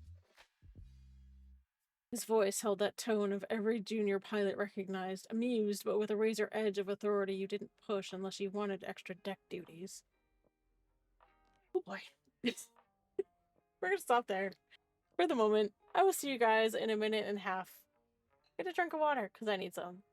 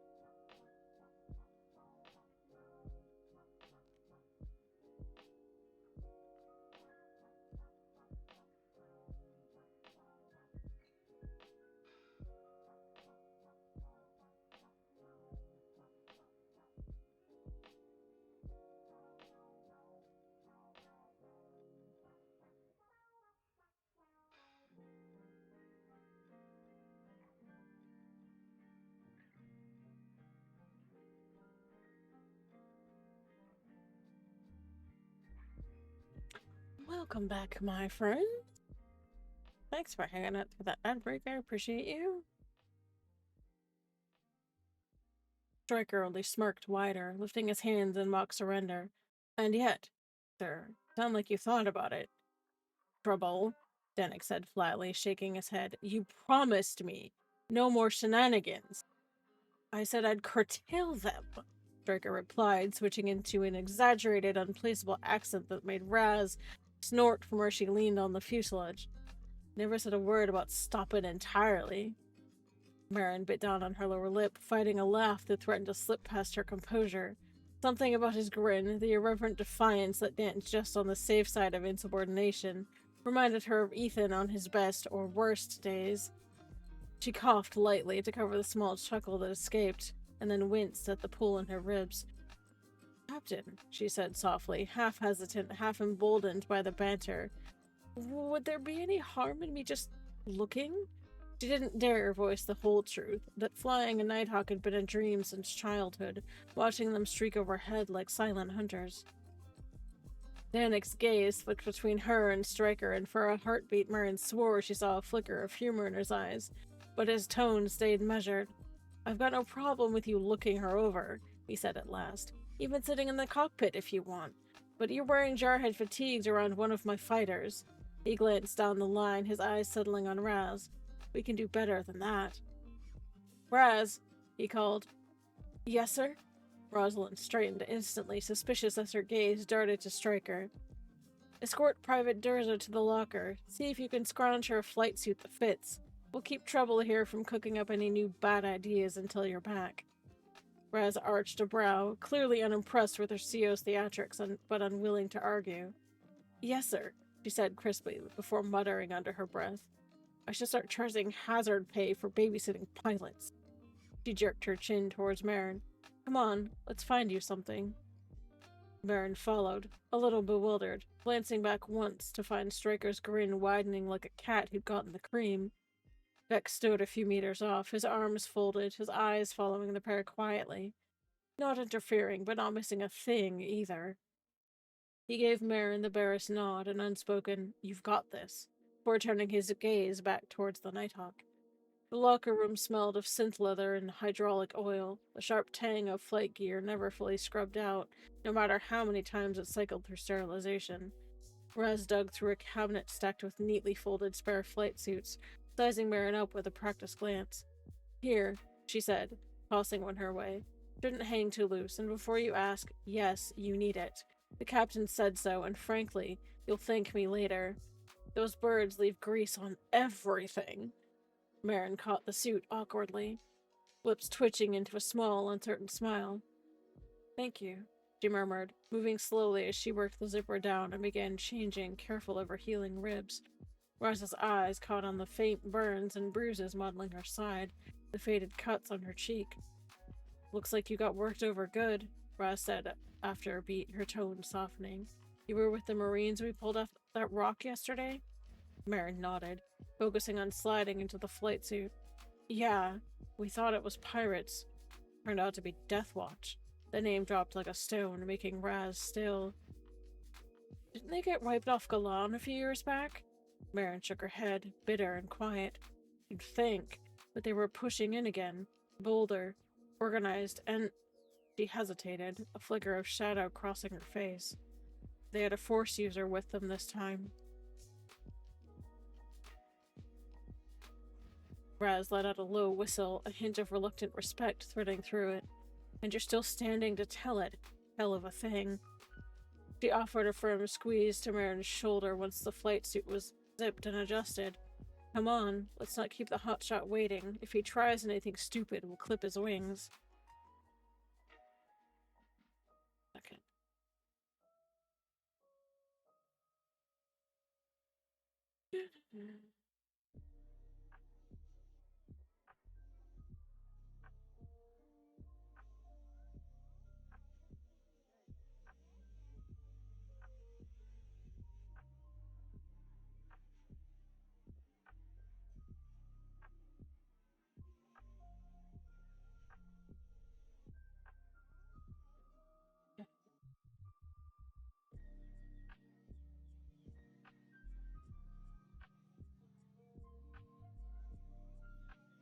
I was looking up something. Give me a second. Back on the deck, Stryker was finishing his pre-flight walk-around, rattling off numbers under his breath, a grin returning as he saw Marin suited up. Now that's more like it, he said. stepping aside with a flourish as Raz rolled her eyes. Ladies, shall we? Marin's gaze locked on the Nighthawk again, closer now, the lines of the craft sharp and predatory in the hangar lights. She rested a hand against the fuselage, letting herself breathe in the sensation. For a moment, it was easy to imagine the engines roaring to life, the ground falling away beneath her, the sky opening wide. A dream. Distant, but suddenly less impossible.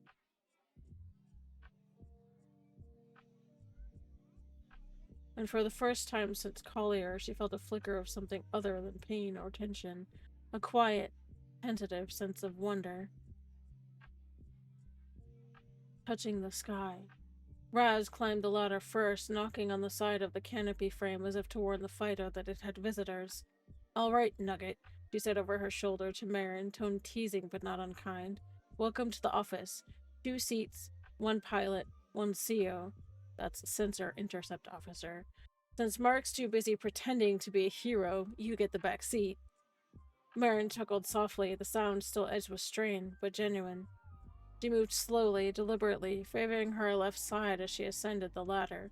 Each rung reminded her that her ribs were still knitting back together, but stubbornness kept her face neutral. Reaching the cockpit, she paused, her hand resting on the fuselage, her eyes scanning the array of displays and switches. Even dormant, the Nighthawk's cockpit had a presence. A quiet hum of potential, restrained only by the cold metal around it. Raz caught her hesitation and offered a steadying hand. "Easy there. She doesn't bite unless you flip the wrong switch." That earned Raz a quiet laugh. Marin accepted the offered hand, leveraging herself carefully into the rear seat. The flight harness dangled beside her shoulder, and she brushed it aside, instead gripping the edge of the console, taking in every detail like it was a map she'd need to memorize. "This," Raz began, settling opposite her on the ladder as she pointed to the side displays, "is your world in here.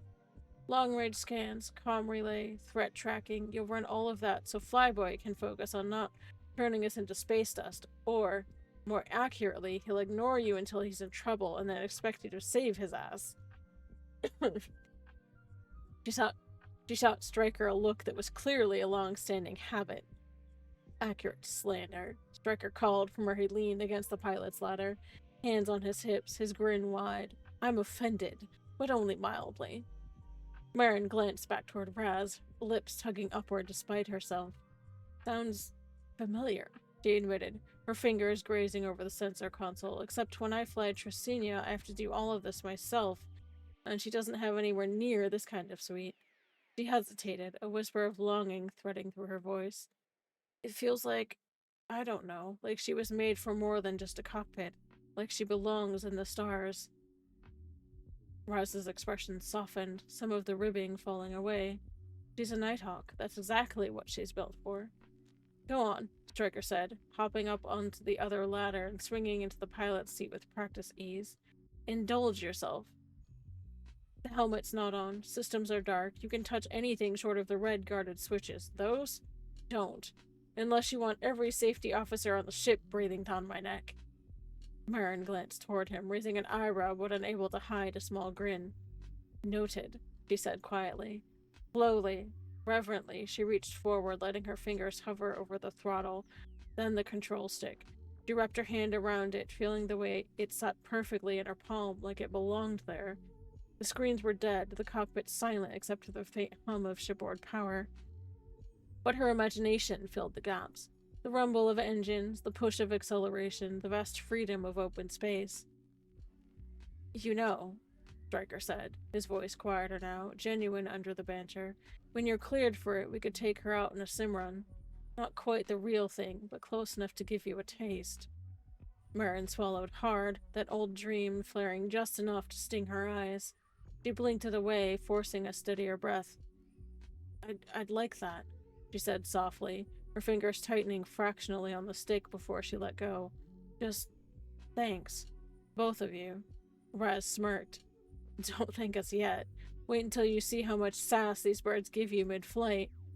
She reached up, tapping the console affectionately as if the fighter were a living thing. "But, yeah, you've got the look, like the sky's in your bones." Marin glanced down at her hands, still tingling from where they'd touched the controls, and for the first time since Collier, the weight in her chest felt lighter. A fragment of something she thought she'd lost flickered alive. A memory of flying with Jarius years ago perched on his lap as he guided her tiny hands over the controls of Tresinia, his laugh filling the cockpit as the ship banked and spun through a calm Katani sky. She breathed in it now, the rare reprieve, knowing it couldn't last but needing it all the same. Above all, she clung to the thought that one day she wouldn't just dream of the stars, she'd fly among them. Okay. Ghosting the stars. The deck crew had finished their inspection, triple-checking the restraints that locked the fighter down tight against the hangar deck. There was no chance of an accidental hop to the stars, not even a meter. Power umbilicals were clipped in, feeding just enough current to bring the bird's heart alive. The faint hum of the core generators made the metal beneath Marin's boost vibrate ever so slightly as she climbed up into the rear seat, guided by Raz's steady hand. "Helmet on," Stryker said from the forward cockpit, his voice a low drawl over the comms as soon as both of their canopies sealed. The soundproof bubble of the Nighthawk cut off the hangar noise, leaving only the pulsing whir of systems spooling up and Marin's own heartbeat in her ears. "Trust me, Nugget. You'll want the HUD for this." The helmet felt heavier than she expected when Raz settled it over her head earlier. But now, as the visor flickered to life and washed her vision with tactical green and soft gold, it felt right. Comfortable, like stepping into a different world. Marin exhaled slowly, steadily, her palms flat on her thighs for a moment before she reached forward and curled her fingers around the sensor officer's console. Stryker's voice came again, this time a touch more serious than before. "Ground sim only. No thrust, no weapons, but you're gonna feel her come alive. That's the point." Marin nodded even though he couldn't see her expression behind the visor. "Understood," she murmured, the words barely louder than her breath. He chuckled, flipping switches with a practiced rhythm. The Nighthawk's core thrummed, climbing pitch by degrees, a caged predator straining against its tethers. Light bled across Marin's displays, system readouts flickering online in a sweep that felt like dawn spilling across a dark horizon. She had to remind herself to breathe. "You've got the CO's board. See this toggle on your left? Flip it, and you'll bring up a sensor diagnostic. Nothing but training echoes in the bay, but you can get a feel for tracking and relay." She followed his instructions, fingers tentative but sure, flipping the toggle and watching the screen spring to life, glowing lines sketching a simplified version of the hangar, the other fighters like distant stars on the grid. A soft pulse marked Stryker's bird at the center. For a heartbeat, it was like she could see space itself, mapped out under her touch. "Nice and clean," he said, glancing over his shoulder with a crooked grin she couldn't see but could hear in his voice. "Now, if you were in a real op, you'd be feeding me targets, keeping tabs on incoming fire, letting CIC know which way is safe and which way is suicide. Saves me from having to guess, though Treble's pretty good at guessing." "Pretty good?" Raz's voice chimed in over the shared calm, mock offended from where she leaned on the ladder outside. "You mean barely competent." "Don't listen to her," Stryker stage whispered. "She's still bitter I waxed her wing last sim run." Despite herself, Marin smiled. A real one this time, the kind that crinkled her eyes under the visor. "It feels like more than flying," she said, her gaze sweeping the glowing displays. "It feels like breathing." For a long second, the cockpit went still, save for the hum of restrained power and the flicker of lights on the console. Stryker's tone when he replied was softer, stripped of all the earlier banter. "That's because it is. A Nighthawk's not just metal and engines. She's alive when you fly. If you let her, she'll show you the stars like nothing else can." Marin's fingers tightened on the console edge, an ache rising unbidden in her chest. It was not the pain of half-healed burns or broken ribs, but something older, something that had lived there since she was a child watching Tresinia cut through the sky, believing one day she'd follow her father into the vast blue expanse. "Someday," she whispered, not meaning to say it aloud, but it slipped out anyway. The helmet made the words sound small, fragile. Stryker didn't laugh. He didn't even tease. He just said, steady as a promise, "Yeah, someday." They ran through a few more simulated maneuvers, Striker narrating how he'd handle a turn, a dive, a full throttle burn through enemy fire while Marin's hands ghosted over the controls she couldn't yet use. No real flight, not today.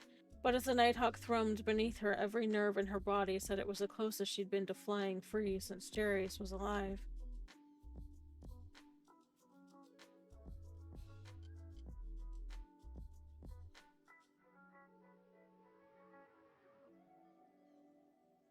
Under quiet wings. The smell of coolant and warm Durasteel hung in the air, familiar and sharp beneath the cavernous quiet hum of the hangar bay. Hey, Stitch Doll, welcome in! The rows of Nighthawks sat in orderly formation, their matte black fuselages broken by glints of hazard yellow stenciling and the occasional scuff mark from hurried service. Beyond the fighters, flight crews moved like clockwork in the low-light morning cycle. Their voices kept to quiet exchanges drowned out beneath the distant whine of a spool-up test. Marin leaned slightly against the access ladder to Striker's bird, her fingers curled around the metal rung, letting her ribs settle after the climb down. The helmet Raz had fitted on her head earlier sat loose now under one arm. It felt heavier than it should have, but there was a warmth to the weight, a connection to something she'd only dreamed about. She was still catching her breath, trying to not make it obvious when Striker emerged from the cockpit with his habitual lopsided grin, already pulling his gloves off as if the universe existed solely to entertain him. "Well," he said, his tone light but his eyes bright, alive with the kind of energy that came from dancing too close to a line just for the thrill of it. "Nugget, I'd ask if he wanted to go for a spin, but apparently the galaxy conspires to ruin all of my good ideas." He flicked a glance toward Raz, whose hands were crossed firmly over her chest in the universal gesture of, "Don't you dare." Raz didn't miss a beat. "Conspires? No trouble. It's called common sense. And the med order's taped to her bunk door." She gave Marin a look. It wasn't unkind, but pointed enough to make the younger woman's cheeks heat. Brown sim only, and even that's pushing it. Striker pressed a hand to his heart in mock offense, and then shifted his gaze back to Marin. "See what I have to deal with? Genius, stifled at every turn." Marin managed a faint smirk despite herself, brushing a thumb over the edge of Jarius' tags where they lay against her chest beneath the borrowed flight suit. "Maybe I'll believe that when I see the genius part," she murmured, her voice quiet but just sharp enough to make Raz laugh. Before a Striker could retort, a quiet, deliberate footstep settled near the base of the ladder, and all three glanced that way to find Vex standing there. He hadn't said a word on approach, but his presence cut through the banter like a slow-moving current under calm waters. His eyes flicked over Marin first, assessing, steady. Not invasive, but firm in the way only Marin on orders could be. And then his gaze shifted towards Striker, and though he didn't so much as twitch an eyebrow, the meaning was clear as a lockdown order. "Don't push it." Striker cleared his throat and tried for charm. "Sergeant, I'm just running a little educational tour for our guest here. Harmless, I assure you." "Uh-huh," Vex said, his tone so dry it could have scraped rust off a bulkhead. He didn't move. He didn't even need to. Just the weight of his watchful stance reminded Marin of Greer's earlier words. Honor standing orders. Recovery first. Everything else second. Marin let out a quiet sigh and set the helmet back on the rung above her, murmuring softly, "Guess that's my cue." She started to step down, slow and careful, her ribs still stiff beneath the flight suit. Raz moved to offer a hand without making it obvious, letting Marin keep what dignity she had left. Once her boots were on the deck, Striker crouched beside her, his grin dimmed but still easy. "Rain check, then. Once you're cleared and trained, I'll be the first to get you into a real bird. Deal?" He held out a hand as if it were a solemn oath. She hesitated, her eyes flicking between him and Vec, but then her fingers curled around his briefly, her grip firm despite the tremor of fatigue running through them. "Deal," she said, her voice soft but certain. "Good." He stood and winked at Raz. "See? No shenanigans. Just team building." Raz rolled her eyes heavenward, if that's what you call it these days. Vec didn't comment, just stepped aside enough for Marin to walk with him. He fell into quiet escort mode instantly, one pace behind and just off her shoulder. His presence a silent reassurance and a warning all at once. He let her breathe, let her have this moment, but Connors and Greer would know. As they left the hangar, the murmur of the flight line faded behind them. Marin kept her gaze forward, but her fingers brushed against the tags beneath her flight suit again, slow and deliberate, grounding herself in the weight. She could feel Vec's quiet watch, steady as ever, not prying, but impossible to miss.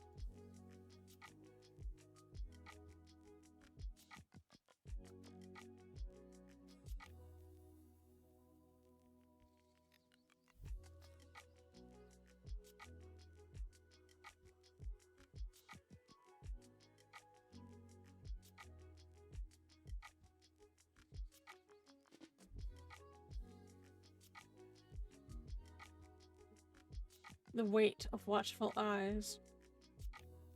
The walk back from the hangar was quiet, the kind of silence that wasn't uncomfortable, just steady.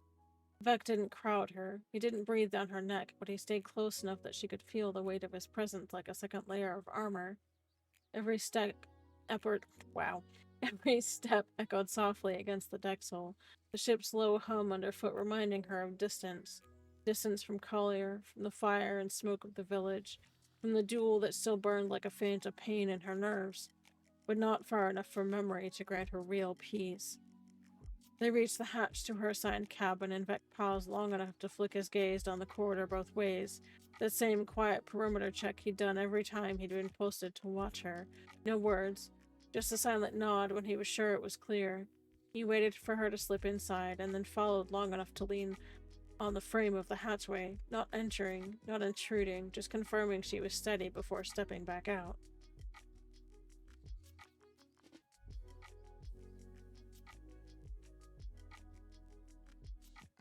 Ooh, an ad starting in just under 5 minutes, my friend.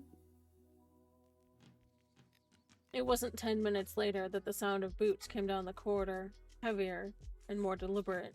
The kind of stride that always made people straighten their spines without thinking. Marin didn't have to look up to know that it was Greer. She was sitting on the edge of her bunk in the fresh duty utilities Catherine had scrounged for her, the sleeves rolled just enough to keep the fabric from brushing at the still healing burns along her forearms. Darius's tags rested in her palm, her thumb tracing slow, worn circles over the engraving. The door whispered open, and Greer filled the hatchway. He didn't say a word at first. Just looked at her, then at Vec standing a respectful 2 paces down the corridor, and then back to her. She swallowed, unsure whether to brace for a scolding or the kind of quiet that meant she'd disappointed him. Finally, Greer stepped in and closed the hatch with a muted hiss. He didn't lean on the authority of rank or bark orders. Instead, he settled into the chair opposite her bunk, his elbows braced on his knees, his hands laced loosely together. His gaze was level, but not sharp, more like the weight of a mountain, present, immovable, and hard to look away from. Vex says you took a walk, he said finally, his voice low, carrying that unshakable Marine cadence that had drilled discipline into generations of grunts without needing to shout. Marin hesitated, and then nodded once. Yes, Master Sergeant. She glanced toward the tags in her hand before looking back at him. Just needed to move. Didn't push too hard. Burr's eyes narrowed slightly, not in anger, but in assessment. Like he was gauging the set of her shoulders, the tremor in her fingers, the way her breath still caught faintly in her ribs when she shifted. He let the silence stretch, a lesson in patience without a word spoken. Finally, he asked, "And the hangar?" Her lips twitched, almost a guilty smile. Ran into Captain Danik and Lieutenant Stryker. They let me watch a pre-flight, even let me sit in the bird. She paused, uncertain, and then added softer. Just the ground sim. Nothing more. Something that might have been a grunt of amusement rumbled low in Greer's chest, barely there, but enough to ease the tightness in her spine. Wes Danik, he muttered, leaning back slightly. Sort of guessed. Darius pulled his hide out of a fire once. Man's been trying to pay that debt ever since. He rubbed a hand over his jaw, exhaling slowly through his nose. Alright, I'll call that one even. Helps you breathe a little easier. I won't fault it. His gaze sharpened a fraction, grounding her in place, but you're still in recovery. Catherine's orders stand. You pull something or bruise those ribs worse, you'll set yourself back weeks. You hear me? Yes, Master Sergeant, she said quickly, straightening instinctively under his stare. The edge softened slightly. Greer's eyes lingered on the tags in her palm, and then lifted to hers. Your old man would have liked knowing you sat in one of those birds, but he'd have said the same thing I'm saying now. Fight smart. Pick your ground. You've already got enough scars from charging in head first. The words landed heavier than she expected. She bit her lip, nodded once, and murmured, I understand. Greer leaned forward, resting his forearms on his thighs, his voice dropping low in that way only seasoned NCOs seemed capable of, the tone that said this was for her, not for the record. We've got eyes on things that don't add up yet. The intel smells wrong, and it's not the first time. You keep doing your part, recover, stay sharp. But if you get that same gut feeling you had on Collier, you tell me or IT. It doesn't matter what it is. It doesn't matter if you can't explain it. Understood? Her throat felt tight, but she forced herself to meet his gaze and nod. Understood. Satisfied, Greer stood, the chair creaking quietly in his wake. Good. Eat again before lights out. And stay off the flight deck unless Danik or Vec is with you. I don't need Stryker thinking he's found a new wingman yet. A faint flicker of a smile tugged at her lips. Yes, Master Sergeant. He gave her a long look, the kind that said he'd be back later, whether she liked it or not, and then wrapped his knuckles lightly on the hatch frame before stepping out, his boots carrying him down the corridor with the same steady, grounding rhythm. And I'm going to stop there because we have an ad starting in like 5 seconds. I will catch you guys in a minute and a half. Please go get yourself some water.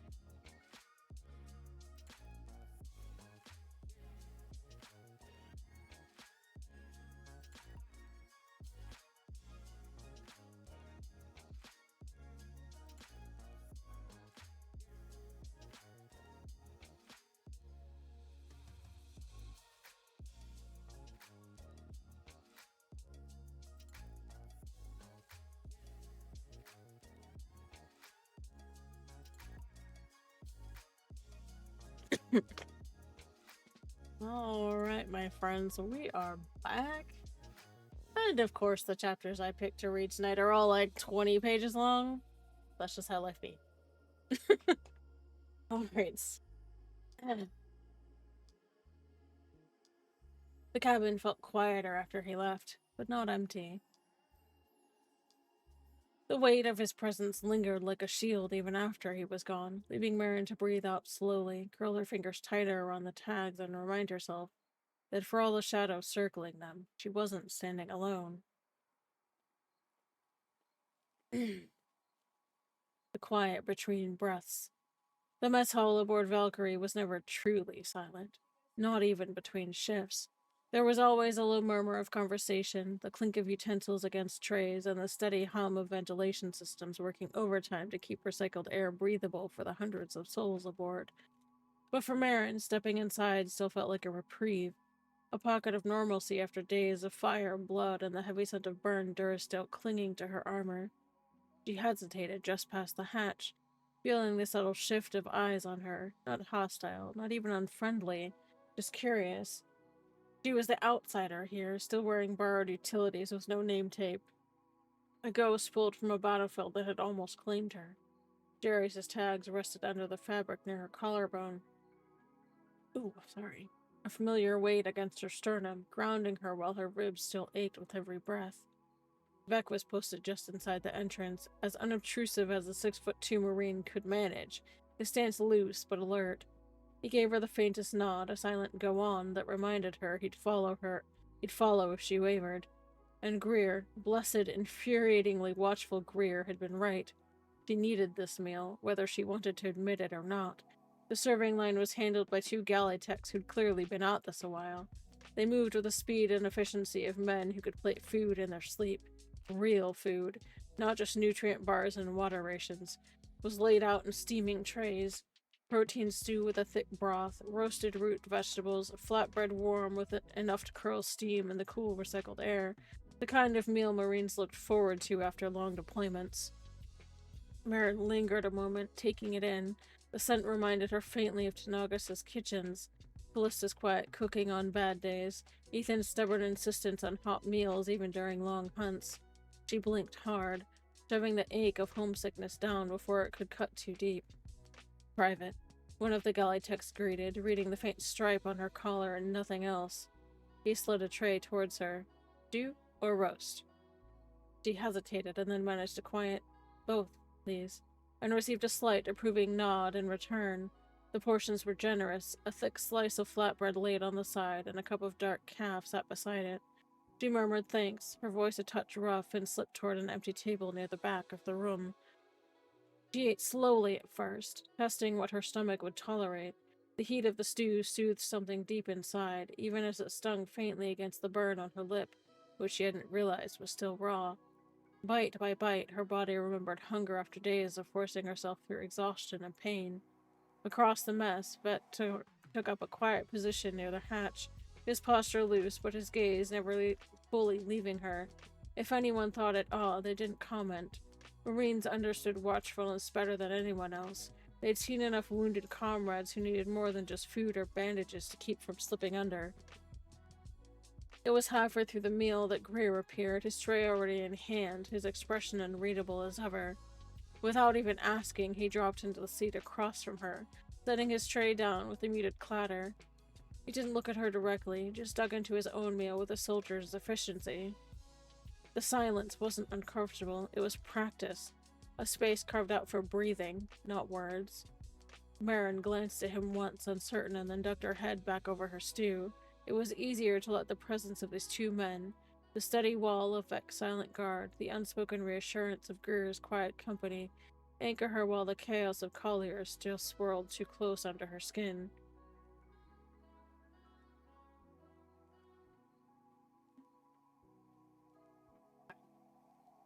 Under quiet orders. The lights in the officer's berthing were dimmed to ship's night, a soft amber glow running along the baseboards and overhead strips to keep the corridors from falling completely into darkness. Even so, the space carried the low hum of Valkyrie's heartbeat, the deep, steady thrum of her reactors, and the whisper of air cycling through ducts. It was a sound Marin was still getting used to, not the comfortable quiet of Tanagas or the forest camps her father had favored. but something harsher, more mechanical, a constant reminder that steel and armor plating separated them from the cold, indifferent void outside. Her private bunk was a concession Greer had insisted on the moment they'd gotten back from Collier. Quietly, of course, with nothing officially said to anyone outside the small circle of Marines he trusted. A space with a locking hatch tucked into the Marine officers section where traffic was lighter and noise less constant. Somewhere she could breathe without eyes on her every second. Not that she was ever truly unwatched. The Master Sergeant had his ways of keeping track, a rotating schedule of Marines he trusted to just happen to pass by, now and then. Beck had pulled a long watch earlier. Now, 48 hours later, Marin sat cross-legged on the narrow bunk, the standard issue blanket pulled around her shoulders, her fatigues freshly laundered and carefully updated, the name Durza which sits neatly and unobtrusively above her left pocket, black thread on olive fabric, private, a single stark chevron on each collar point, nothing to draw attention, nothing to set her apart. That was how she wanted it. She was here to learn, to absorb everything IT and the others could teach her, not to be remembered, not to stand out. The last remnants of exhaustion clung to her even after a few hours of rest, a heaviness behind her eyes that found that food and water couldn't quite shake. Collier lingered too close. The stench of scorched armor plating and blood refused to leave her senses. See you guys. Drive safe. The sharp electric sting of lightning in her nerves hadn't entirely faded, even after Bacta treatments, and the memory of that duel, of a woman's hate-filled eyes boring into her while force lightning crackled and snapped between them, kept threading through her chest like barbed wire every time she let her guard down. She sat very still, Darius's tags resting in her palm, the chain threading through her fingers in small, deliberate movements. She breathed slowly, trying to match the steady rhythm of the ship beneath her feet. She wasn't meditating, not exactly, just anchoring herself because she needed to, because on Collier things had slipped too close to the edge and she couldn't afford to let them unravel like that again. The soft scrape of boots against deck plate drew her gaze to the hatch before the knock came, two short, deliberate taps that spoke of familiarity. The door hissed open a fraction and Greer's broad frame filled the gap before he stepped inside, letting it seal softly behind him. He didn't speak right away, just took a slow, assessing look at her. The same way he always had since Collier, his eyes sharp, reading her injuries, her fatigue, anything she might try to hide. When his gaze settled on the tags in her hand, his mouth ticked down at the corner for the briefest instant before he crossed the desk, bolted to the far wall. He didn't sit, just braced one hand on its edge, the other resting easily at his belt. "Evening," he said finally, his voice pitched low, then steady as bedrock. "Evening, Master Sergeant," Marin answered, trying not to sound as tired as she felt. She curled the tags into her fist and set her hands on her knees, her posture straightening out of long ingrained reflex. He grunted quietly, the sound not quite disapproving, not quite amused either. "You ate tonight?" "Yes," she replied, the faintest flicker of a wry smile tugging at her lips. Beck made sure of it. "Good man," Greer said, and there was a weight beneath the words. He looked her over once more, his sharp eyes noting the careful stitching on her fatigues, the way she held herself a fraction tighter than she probably realized. "Pains worse at night?" Marin hesitated, her thumb brushing over the edge of the tags again, and then gave a small nod. "Sometimes." She didn't bother pretending otherwise, not with him. He didn't press, he only shifted slightly, his weight easing onto one hip as though making himself less of an intrusion in her space. "We've got eyes on things," he said. After a beat, his tone neutral but layered. "You don't need to carry it all right now." She swallowed hard, her eyes on the deck plate. Part of her wanted to ask him if things meant Halloran or the unease that had coiled tighter around Collier than anyone had wanted to admit. But she knew better than to speak of it aloud. Veil or not, words had weight. So she just nodded again, a quiet acknowledgement. "Thank you, Wraith." Oh. Shoulders just clicked. "Thank you."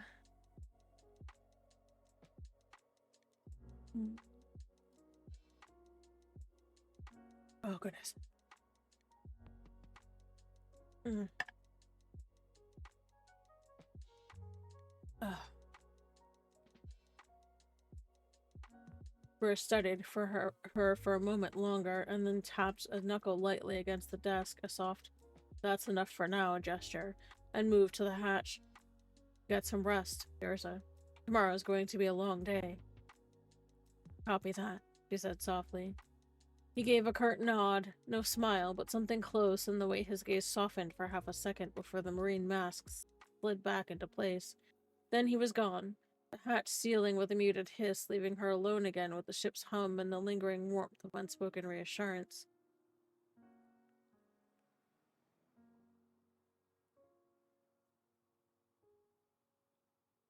Okay.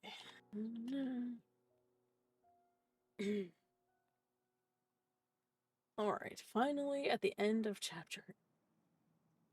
I don't know, we'll see how far we get. The veil shields the living and the dead alike. Veil Doctrine, Oral Maxim, 17. Yay, I'm glad I can read Roman numerals. The veil is not only a shroud for the fallen, it is a shelter for the living who are not ready to stand alone. It guards memory, grief, and the fragile beginnings of hope. What is hidden is not denied, it is protected until it can endure the light. And that is officially the end of chapter 8, my friends. Okay. Oh boy.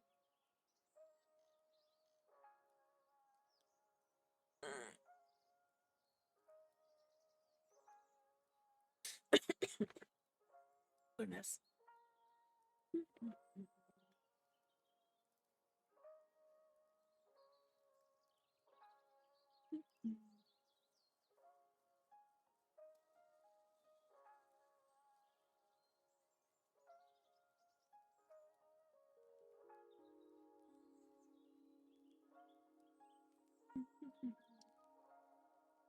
Alright. Chapter 9. Through Glass Skies. The offer of flight. The hum of Valkyrie's life support systems was the only sound breaking the silence of Marin's cabin. She sat on the edge of her bunk, her boots laced, her fatigues neatly pressed, with her name tape and plain black rank insignia stitched onto her collar, as Greer had insisted. The small compartment smelled faintly of recycled air and starch. Her hair was still damp from an early shower, pulled back into the neat, practical braid Catherine had helped her redo the night before. The ache in her ribs had dulled to a constant throb rather than the sharp lances of pain that had haunted her the first day aboard. She was quietly rolling Jerry's tags between her fingers, her eyes fixed on nothing when the soft knock came at the hatch. 3 deliberate taps, the kind that told her exactly who it was.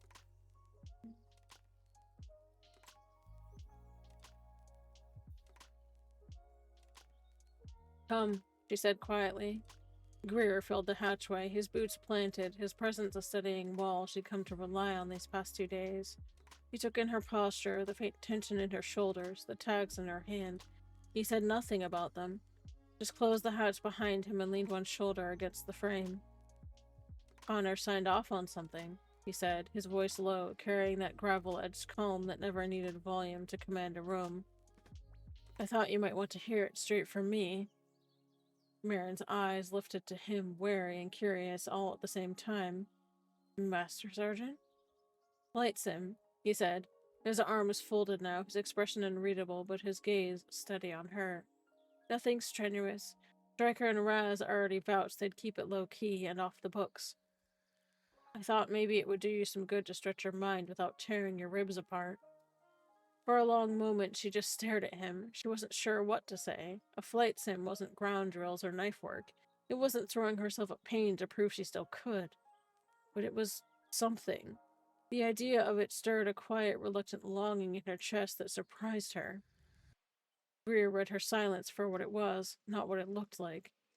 "You don't have to, Dursa," he said, softer. "You're still cleared for recovery. Nobody's expecting you to prove a damn thing." She swallowed hard, fingers tightening around Jerry's tags before she slipped them back beneath her collar. "It's not about proving anything," she admitted, her voice low but steady. "Just feeling like myself again.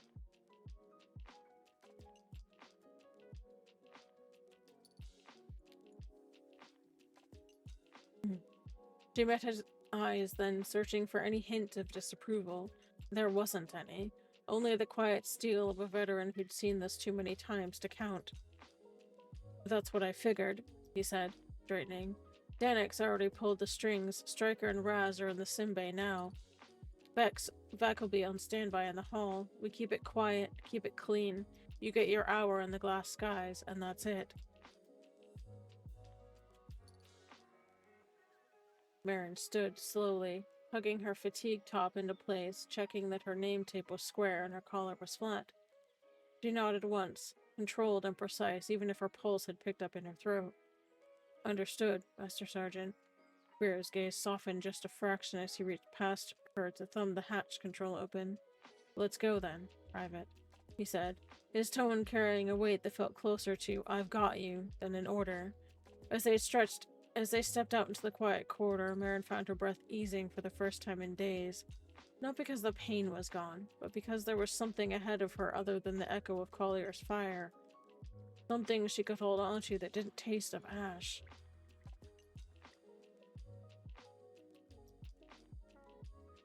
Into the glass skies.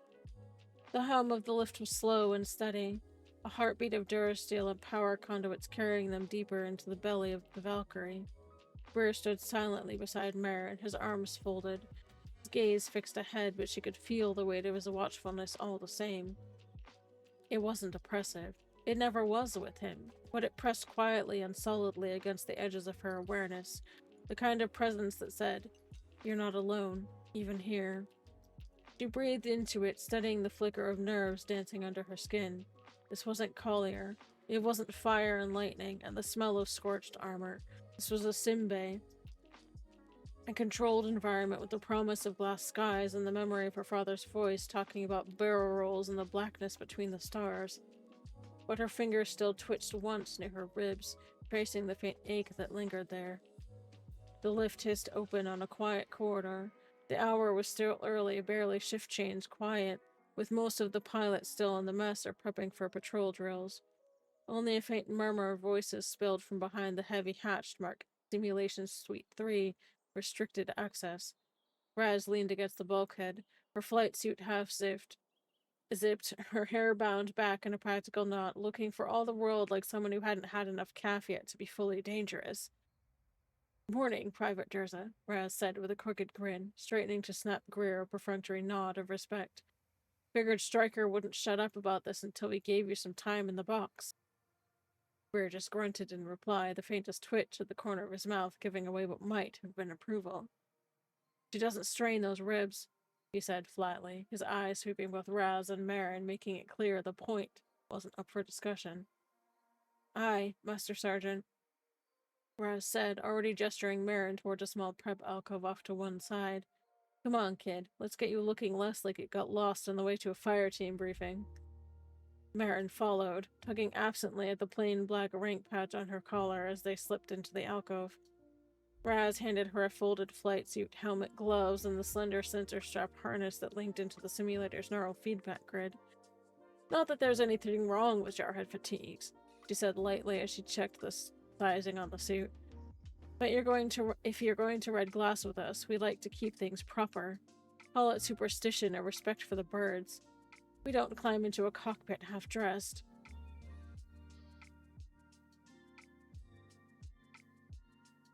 Marin managed a faint smile, her fingers tracing Jairus' tags briefly before she set them carefully on the narrow bench beside her. "Respect, I understand," she said softly, her voice still rough-edged from sleep and the weight of the past 48 hours. Raz gave her a sidelong look, reading more in those words than Marin said aloud, but didn't press. Instead, she stepped in close, helping Marin ease out of her fatigue top with careful hands, mindful of the healing burns and cracked ribs beneath. She didn't comment on the scars or the bandage work, just murmured, "Lift your arm here. Good. Easy. Breathe," as she worked the flight suit up over Marin's shoulders, zipping it only partway until Marin could settle it into place herself. By the time they finished, Marin looked more like one of Raz's squad mates than the girl dragged bleeding out of Collier. Raz tugged lightly at the cuffs, straightened the collar, and gave her an approving nod. There. Now you look like you belong. Marin drew a breath, the scent of clean synth fiber and machine oil filling her lungs, grounding her. It was different than fatigues. Not a uniform of Marines on the ground, but of the men and women who cut the skies above. For a heartbeat, she could almost imagine being part of that world, the one her father had brushed shoulders with, where ships were wings and freedom wasn't just a word. Raz caught the flicker of that thought in her eyes, but only smiled faintly, handing over the helmet. Come on. Stryker's already bragging about how he's going to teach you how to really fly in the sim. Don't let him get too far ahead of himself. They stepped back into the main bay where Greers lingered near the door, his arms still folded, watchful but letting her have this. Stryker was already strapped into one of the twin rigs, grinning like a lopsided fool under his own helmet, tapping controls on the console as the simbay hummed to life around him. Well, look at that, he drawled when he saw Marin in proper gear. Raz, you do miracles before Calf. Nugget here looks ready to give me a run for my credits. Marin's lips curved into the faintest smile as she settled the helmet under her arm, meeting his mock serious look with one of her own. We'll see who's chasing who, Trouble, she said, just barely letting the spark of challenge into her tone. Raz chuckled softly, hooking her thumbs into her own flight harness. Oh, this is going to be fun, she muttered as she guided Marin towards the second rig. Greer didn't move from the hatchway, but Marin felt his presence there like armor at her back. A silent promise that this was safe, this was allowed, and that the ground wasn't going to disappear under her feet again. Not today. Not in here. Oops.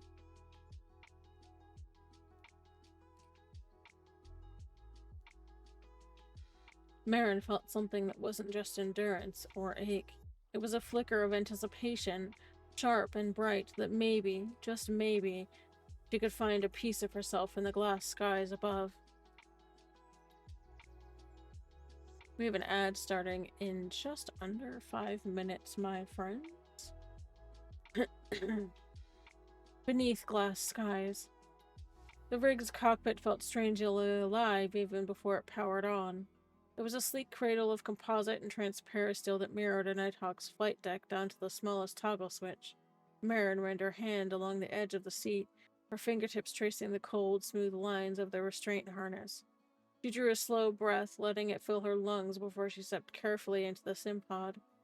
Raz followed her in, close enough to steady her when Marin's ribs gave a soft protest at the twisting motion of climbing down into the CO seat.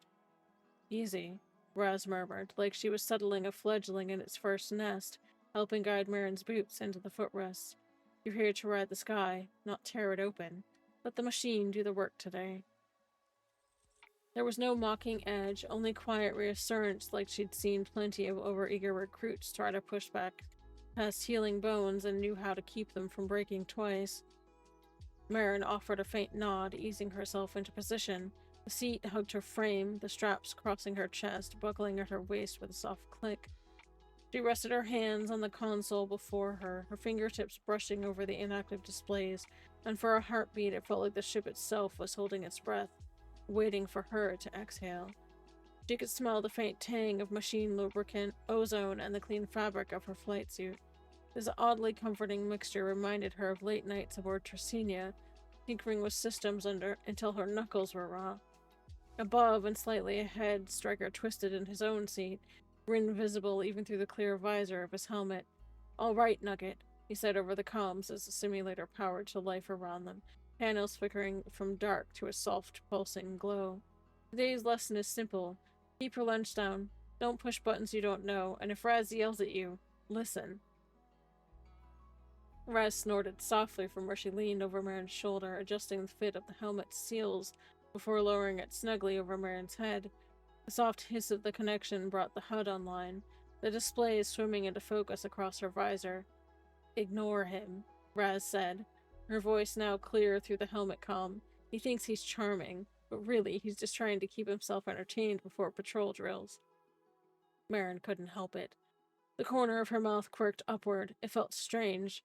Foreign, even. to smile without reservation after Collier, but it slipped past her defenses before she could stop it. Noted, she said quietly, her voice low but steady as the helmet's mic carried it forward. Stryker leaned towards his controls, his fingers dancing over the startup sequence with an easy grace of someone born to it. The pod hummed deeper as the inertial dampeners came online and the screens around them flickered into a panoramic view of open sky. A pale blue expanse shading towards black at the edges, dotted with distant stars. It wasn't real, but it felt real enough to make Marin's heart give a slight, sharp flutter.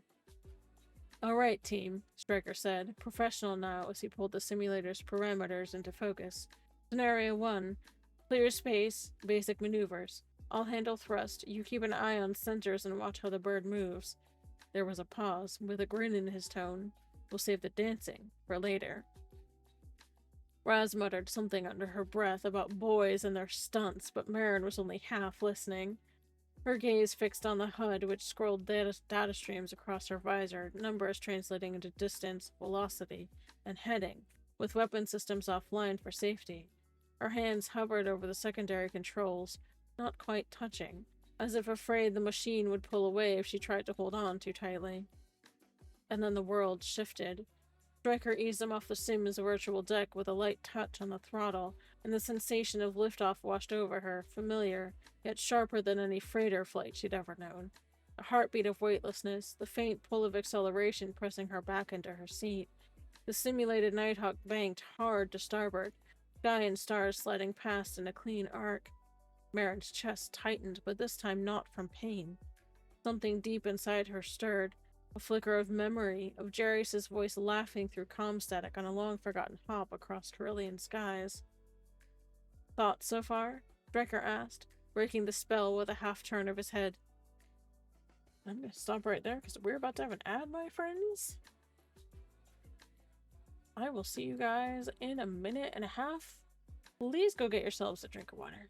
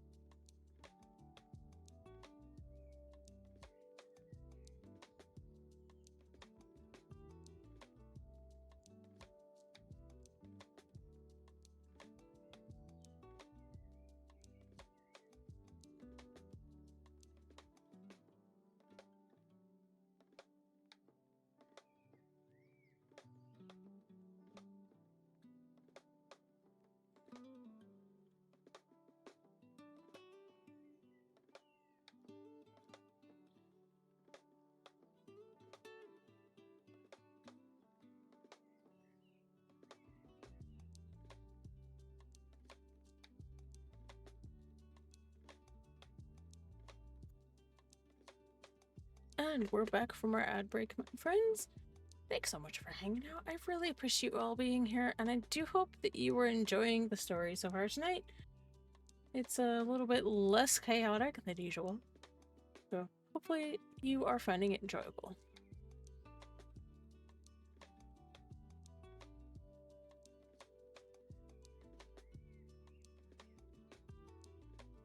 Marin swallowed.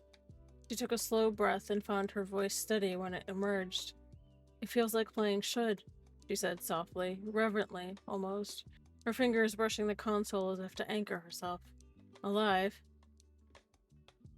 Raz smiled faintly behind her own visor and didn't say anything, just reached forward to gently nudge Merritt's hands towards a set of auxiliary controls. Yes, precisely. But these 2 or 3 chapters have actually been kind of quiet. Your turn, she said, her tone equal parts challenge and encouragement. Let's see what you can do with a clear sky. Marin leaned forward, let her breath fall into rhythm with the machine's quiet hum, and dared to reach out. Not just with her hands, but with a part of herself she thought she'd left buried on the ground. Lines in the sky. Raz leaned one hip against Marin's seat as the Sim's engines thrummed around them, her eyes flicking between her own small control pad and Marin's tentative grip on the auxiliary board. The glow of the simulator washed the inside of the pod in muted gold, halos of light tracing the curves of the cockpit. Outside the bay, the faint sound of deckhands moving equipment echoed distantly, but here inside the Sim it felt like the world had narrowed to sky and possibility. All right, Private, Raz said quietly, her tone pitched low enough to make this feel like a secret between them. I'm handing you the sensors. Light touch, nothing heavy. Watch the forward sweep here. She tapped a glowing arc on Marin's console, and keep it centered as we bank. You're the eyes right now. Think you can do that? Marin nodded slowly, adjusting her gloves and curling her fingers against the toggles, the metal cool under her touch. I can try, she murmured, her voice quiet but carrying a thread of resolve that hadn't been there 2 days ago. The hum of the Sim seemed to settle deeper in her bones, and she drew a breath to steady her pulse. Above her, Stryker was in his element, his hands light on the stick as he rolled them lazily through a wide arc of simulated sky, the horizon tipping and settling like a pendulum. See? He said over his shoulder, the grin audible in his tone. This bird's smooth. No freighter sway, no hope the hyperdrive doesn't kick me sideways vibes. Just wings and willpower. You're not supposed to call it wings, Raz muttered, one brow raised under her visor. This isn't some antique airframe trouble. Let me have my poetry, Raz. Stryker fired back, rolling the Sim again in a lazy corkscrew that made Marin's breath catch in wonder despite herself. Every pilot needs a little drama. Marin couldn't quite stop a quiet laugh, low and fleeting, but it was real. The sound surprised her as much as it seemed to surprise Raz, who glanced at her sidelong before softening just a fraction, her hand brushing Marin's wrist to guide her touch. There, Raz murmured. Let the sensors breathe with a turn. You're reading adrift because you're holding them too stiffly. Flying's about balance, even down here on the glass. Marin adjusted, breathing in and out, slowly, fingers easing their death grip on the toggles. The next bank was smoother, the scan arc holding steady as the sky tipped. For a moment she felt something click, a rhythm, quiet but certain. It reminded her of stepping through knife drills until every motion was memory, every breath matched the blade's arc. Here, the weapon was the machine and her reach was longer, sharper. Not bad, Nugget, Stryker said approvingly. Raz might even let you live to fly another day. Raz smirked faintly but said nothing, only tapped another control for Marin to watch. Now, track this beacon, she instructed softly. You're in the backseat because you're the hunter. You'll learn the patterns first, the flow of a fight, before you ever touch a throttle. It's what keeps pilots alive. Marin nodded, focusing on the data scrolling across her visor. She reached out tentatively with the force. Not enough to exhaust herself, just enough to feel the Sim's pattern, the faint hum of energy translating movement into numbers. Slowly, steadily, the beacon came to heel under her watch, and Raz gave her a slight nod of approval. From the observation deck outside the Sim bay, Greer watched through the viewport, his arms folded across his chest. The bay's lights cast long shadows across his uniform, but his eyes were sharp and steady, tracking every flicker of motion inside the pod. He'd seen too many young soldiers push too hard after a bad hit, trying to prove to themselves that they weren't broken. Marin was no different, but she was his responsibility now, and Greer knew where that weight fell. He caught Raz's glance up toward the observation window, saw her give the faintest shrug, half a question, half reassurance. She's holding steady. He didn't return the gesture, but his jaw eased slightly. He could read the tension in Marin's shoulders even from here, the controlled precision of someone still healing under the skin. She needed this. She needed to remember she was more than bruises and burns. But he made a quick mental note all the same. Connors would want to know. He'd keep his report subtle, just enough to say she wasn't pushing past the line. Inside the pod, Stryker rolled him into a shallow dive and pulled back smoothly, bringing the sim to a hover against the rendered starfield. "All right, Nugget," he said, turning to glance back at her with an ever-present grin. "You survived your first backseat run. No screaming, no blown systems, no lunch on my boots. That's a pass in my book." Marin exhaled slowly, almost a laugh, and reached up to tug the helmet's seal loose, just enough to lift it an inch, letting cooler air brush her face. "I didn't think I'd get a chance to do this," she admitted, almost to herself, fingers brushing Jarius' tags beneath the flight suit's collar. The words were quiet, a secret she didn't mean to share, but in the close hum of the cockpit they seemed to linger anyway.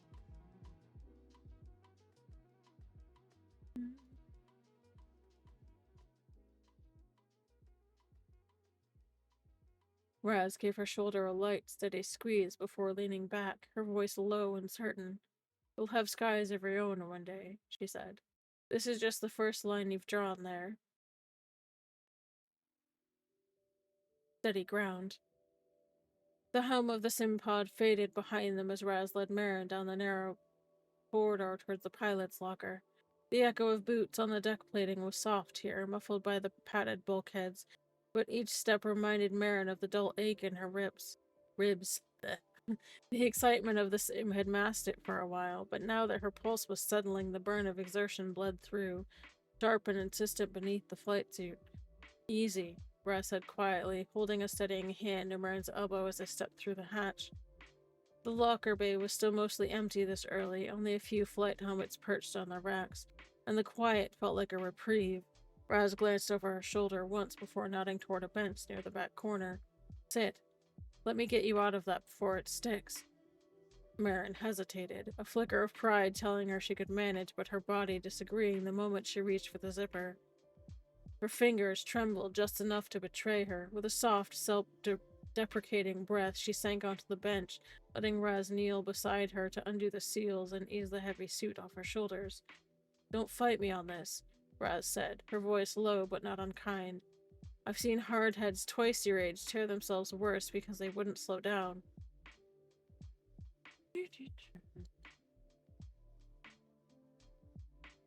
She shook her head slightly, her eyes flicking to the faded marks of burns and bruises visible above Marin's collar where the fatigues underneath had slipped.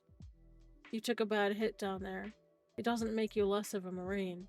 Marin's lips pressed into a thin line, but she nodded once.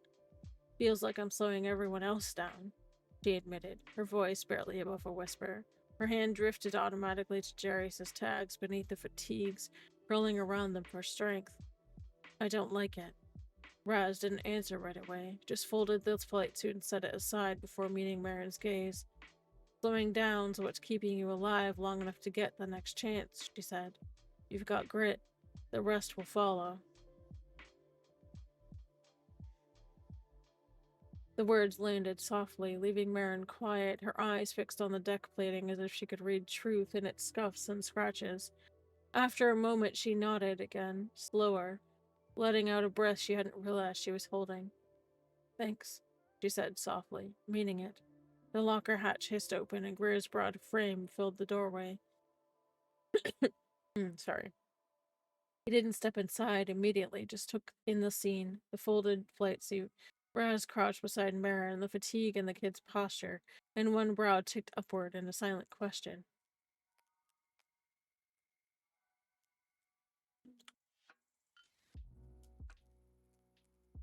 All good, Raz said quickly, rising to her feet and brushing her hands on her thighs.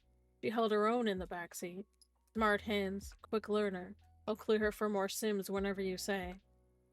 Greer's eyes stayed on Marin for a long moment before he gave a slow, approving nod.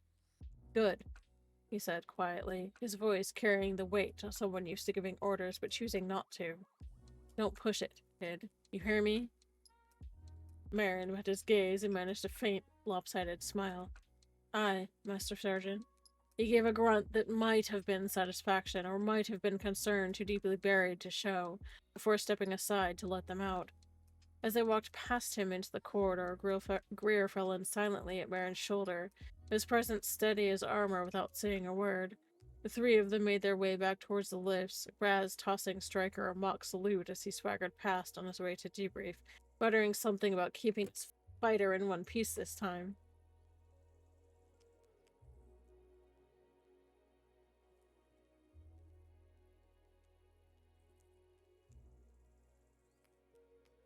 There I go, smacking my mic.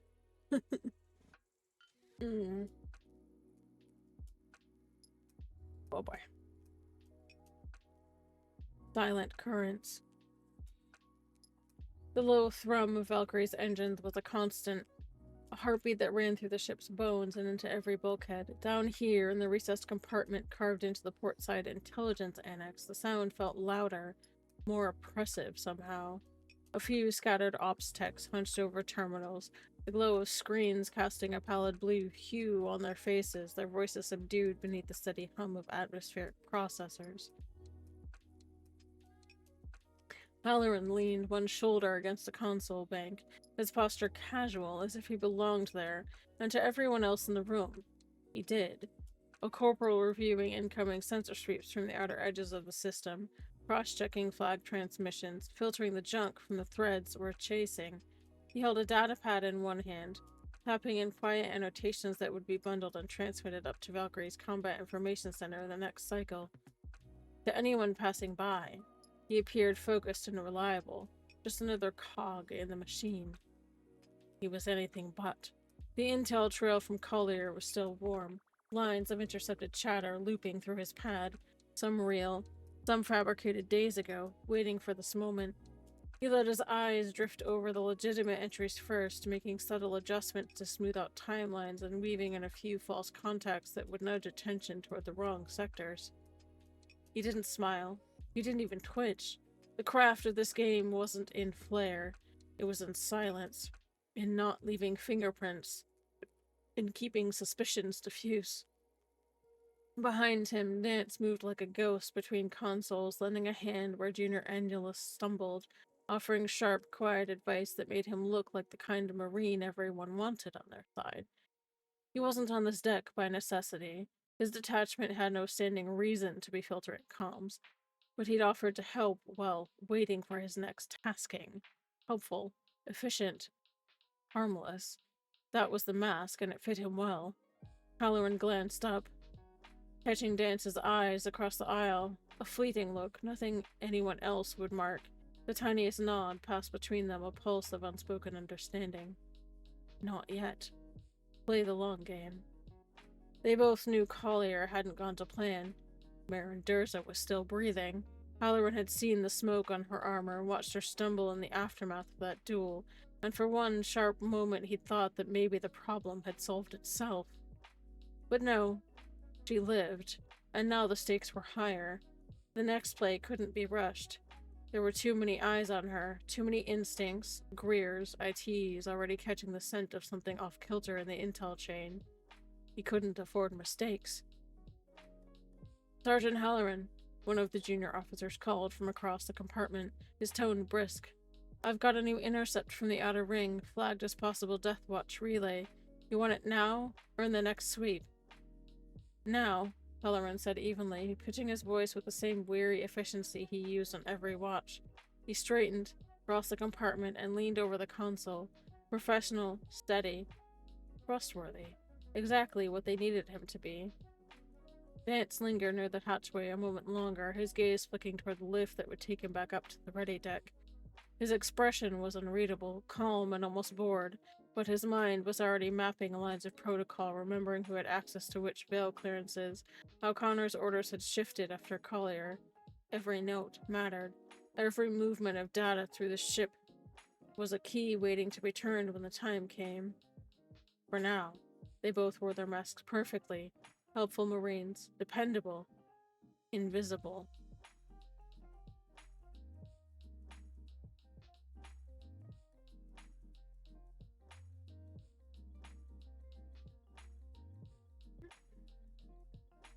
Shadows at the edge. The corridor outside Marine operations was quiet, the kind of calm that only happened when a company was back aboard and exhausted. Most of the detachment were in their bunks or down in the mess, trying to eat through the adrenaline crash of Collier.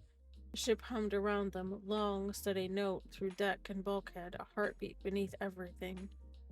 Master Sergeant Greer leaned against the frame of a sealed hatch, his arms folded, his gaze fixed on nothing in particular. Outwardly relaxed, the old predator was at rest. Inwardly, he was turning over the last 48 hours, every detail gnawing at his instincts. The intel chain, the timing, the way their landing zone had unfolded, suggested that someone else had been pulling the strings. Collier had been too clean a setup for his liking, and Marin's duel, the way that other Force user had zeroed in on her like she'd been marked in advance, wasn't sitting right. Captain IT approached from the far end of the corridor, his boots landing softly despite the weight of his gear. He carried himself like a man who'd been living in armor for decades and still hadn't learned to relax out of it. The two men didn't speak immediately. They didn't need to. "You've been chewing on something," IT said finally, his tone quiet, pitched low so it wouldn't carry past them. Greer exhaled slowly. "The intel chain stinks. Someone provided us with incorrect routes, inaccurate strength estimates, and flawed timings. You know it. I know it." His jaw flexed, and his eyes were hard, and I don't like how fast they knew about her. That Deathwatch woman didn't just sense a Force presence. She hunted Theta 9 like she already knew her name. IT's brow tightened, his own instincts echoing the sentiment. He gave a curt nod, but his voice stayed calm. "You're thinking someone on the inside's at the table?" "I'm thinking someone keeps making sure she's where the ambush is," Greer said flatly, glancing toward the corridor intersection where the bulkheads funneled toward intelligence. He didn't name names. Not yet. But his gaze lingered a bit too long in that direction. "And I'm thinking we have at least 2 men aboard who know how to make bad intel look good." RT's eyes sharpened, following the invisible line. "Halloran." It wasn't a question, but neither was it an accusation. Greer didn't confirm, he didn't deny, he just shrugged one shoulder. "He's too clean, too neat. He doesn't make mistakes. Nobody's that perfect, not in this line of work." There was a pause, and then quieter still. "Dance is too slick by half. Reads Veil Protocol like a man who's been studying it, but not trained under it." For a long moment, the only sound was the thrum of the ship around them. Both men understood the weight of what they were skirting around. If they called it wrong, it could wreck careers, compromise operations, and possibly worse.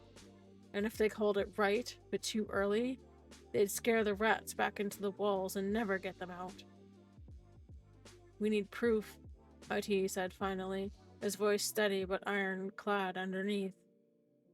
"Aye," Greer muttered, his eyes narrowing. "And to get it, we'll let the next play unfold. Keep her close, keep eyes on them, but we don't tip our hand." IT's gaze shifted toward the deck below, where he knew Marin had been moved to an officer's bunk for her recovery. The thought of how close she'd come planetside, how rattled she'd been afterwards, tightened something in his chest. "We'll keep her covered. Whatever this game is, they don't get another clean shot."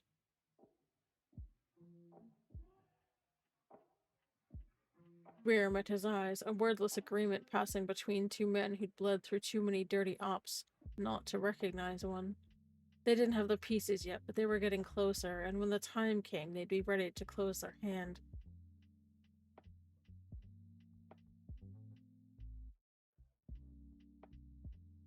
For now, they pushed off the bulkhead, falling into step side by side, their silence saying more than words ever could.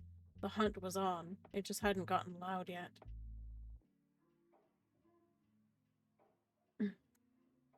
Signals in the quiet.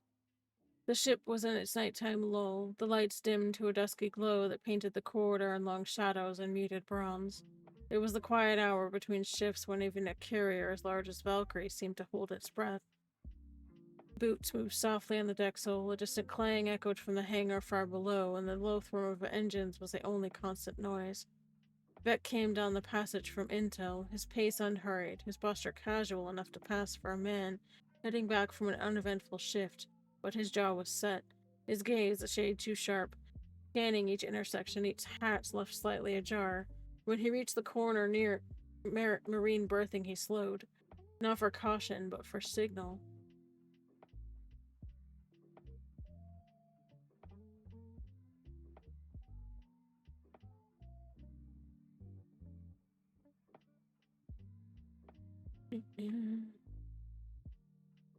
A half-second pause, knuckles tapping against the bulkhead as brushing off dust.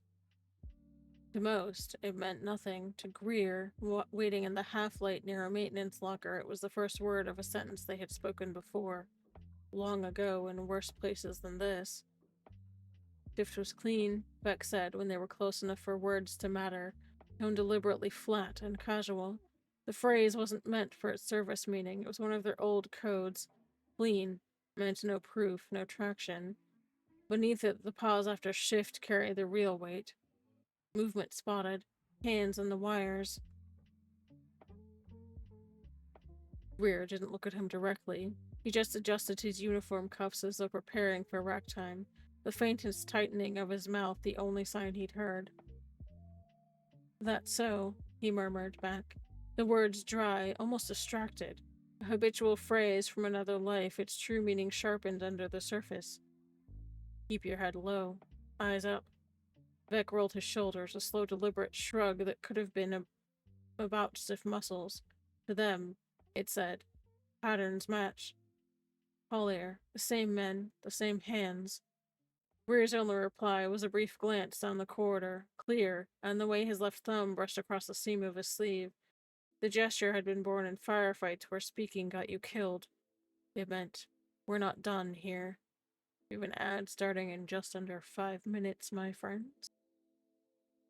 There were no more words after that. None were needed. Vet gave a faint nod, the kind any Marine might offer a senior NCO in passing, and peeled off toward his assigned bunk. Greer lingered another moment, his hands loose at his sides, his expression unreadable save for the steel in his eyes. They had no actionable proof, no thread that they could pull without unraveling everything too soon. But his old instincts were gnawing now, and after tonight neither man doubted where the real hunt would eventually lead.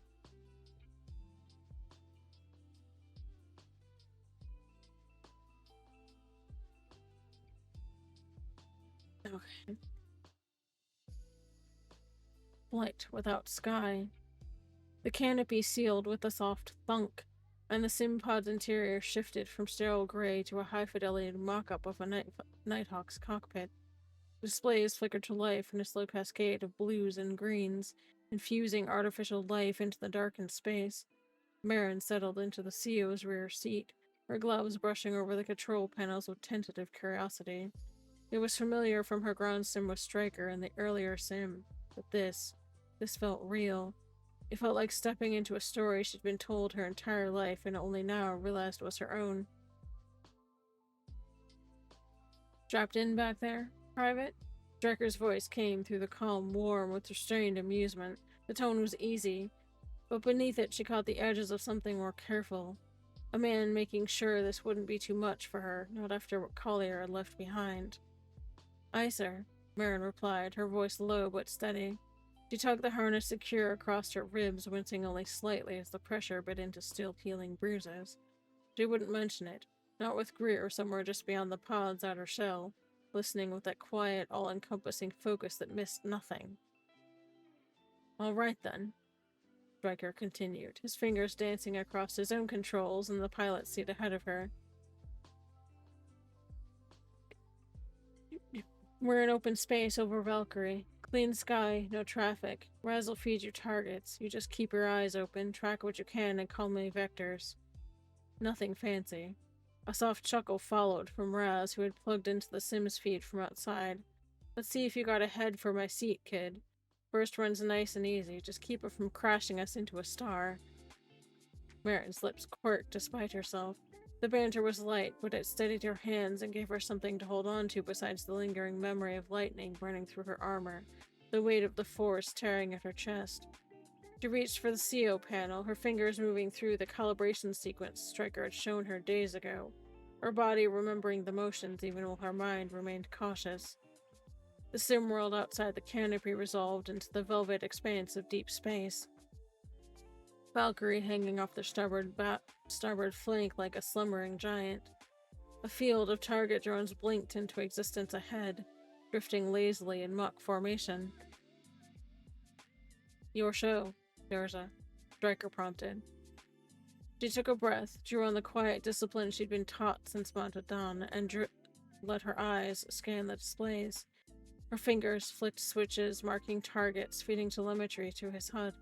The rhythm built quickly, clean and precise, the kind of task that left no room for ghosts. She called headings, marked the fast movers, and fed him solution after solution while he rolled the simulated fighter through tight maneuvers. Not bad. Brass's voice filtered in after the third target lit up on Stryker's killboard. You sure you've never sat in the seat before? Raiders don't count, Marin murmured, cheeks coloring faintly even though no one could see. She allowed herself a glance at the canopy's view, a starfield stretching endlessly and open, and for the first time in what felt like forever her chest loosened enough for her to draw a full breath. If only this were real. The thought came unbidden and bittersweet.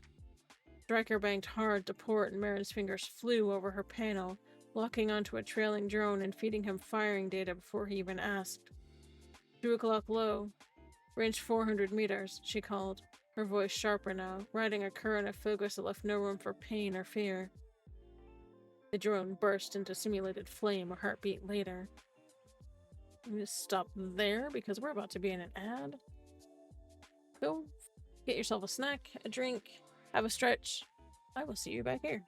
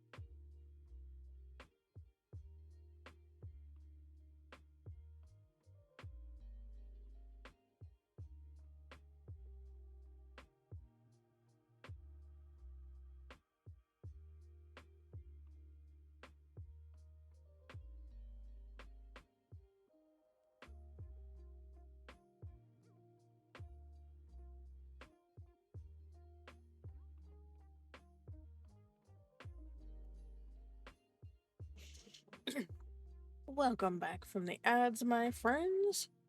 Hopefully that actually gave you a chance to go grab a snack or a drink. I know it did for me. It's important. See, Raz? Striker crowed, a grin in his tone. Knew she had a knack. Don't let it go to your head, Trouble. Raz shot back dryly, though Marin could hear the smile there, too. For another 15 minutes, the three of them moved through the drill until the pod's HUD began to fade and the simulation stuttered into a slow shutdown. The cockpit dimmed, leaving only the low hum of systems powering down. Marin sat still for a long moment, letting her hands fall into her lap, breathing slow and even.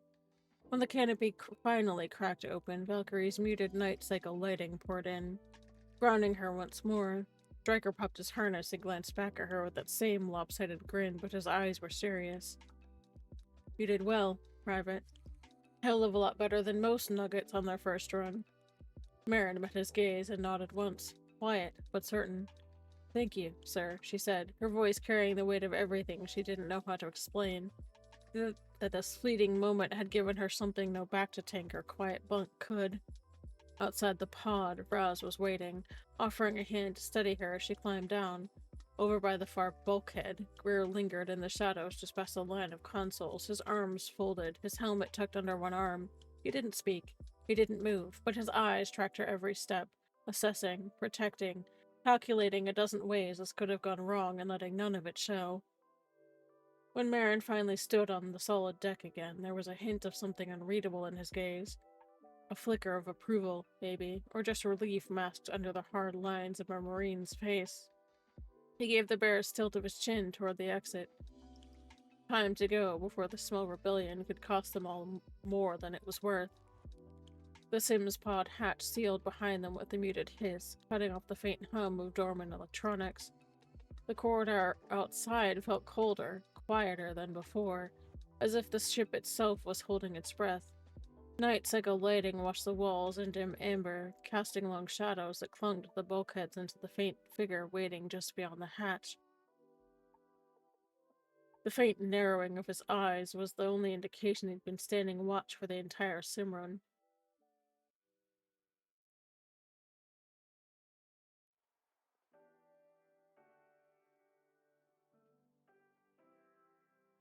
He gave a slight tilt of his head toward the passageway, and Marin fell into step beside him without a word.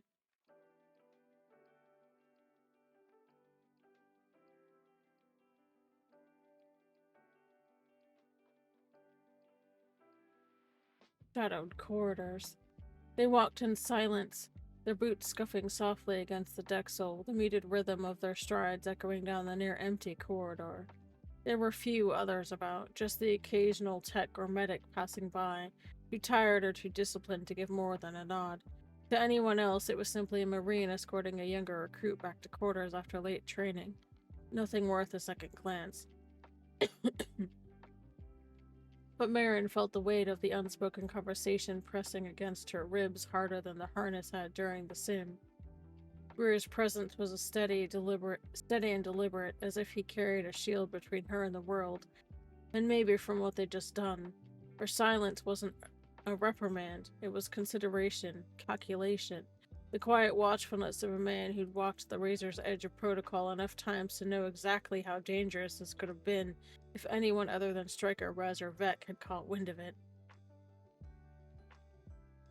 Halfway down the corridor, his hand brushed her shoulder. Not enough to startle, just enough to steady her when her balance wavered from fatigue. Marin glanced up at him, saw the flicker of something. Concern tempered with approval, and she understood. He wouldn't scold her for needing the sky. Not when he understood too well what it meant to claw back a piece of yourself after fire and blood threatened to take it forever. But neither would he let her forget that every move aboard Valkyrie was under watchful eyes. Even now. They reached the quiet threshold of the Marine officer section, where Greer had arranged for her bunk.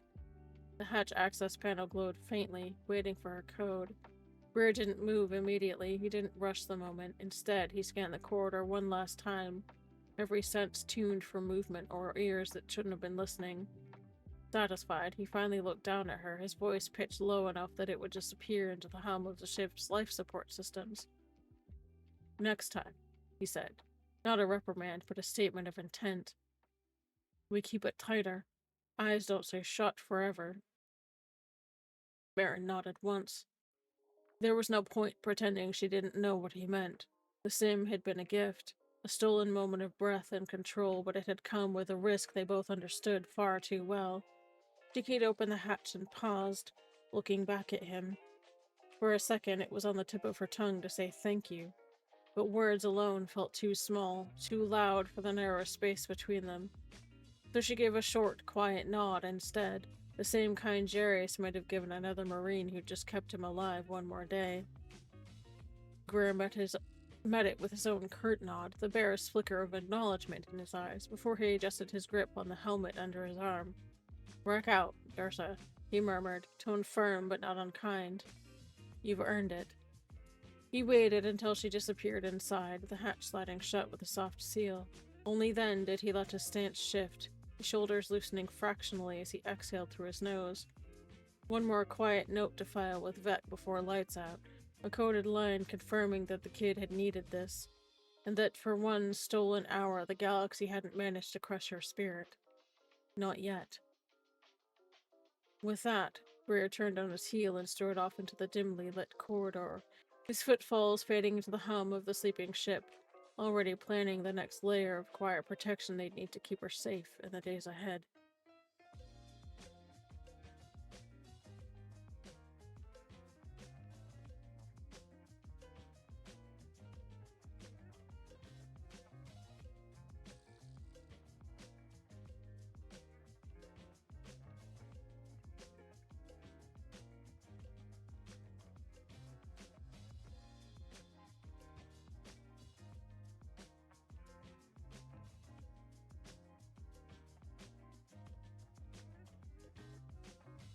Alright.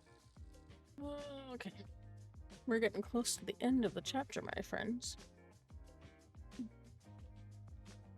Veil threads. The operations deck was silent but for the muted pulse of status lights and the low hum of Valkyrie's systems running on night protocols. In the subdued glow, the bulkhead seemed to absorb sound, lending the space an almost cathedral-like stillness that suited Greer's purpose. No voices here unless necessary, no movement that wasn't deliberate. Beck waited in the far corner near the tactical display wall, his posture loose enough to pass off shift, yet every line of him was taut with quiet readiness. He didn't look up immediately as Greer approached with his helmet tucked under his arm, his stride measured and unhurried. The passage between them carried no greetings, just a flicker of an eye, a slight tilt of the head, and the shift of a jaw that said all Vec needed to know. Theta 9 was settled. Safe, for now.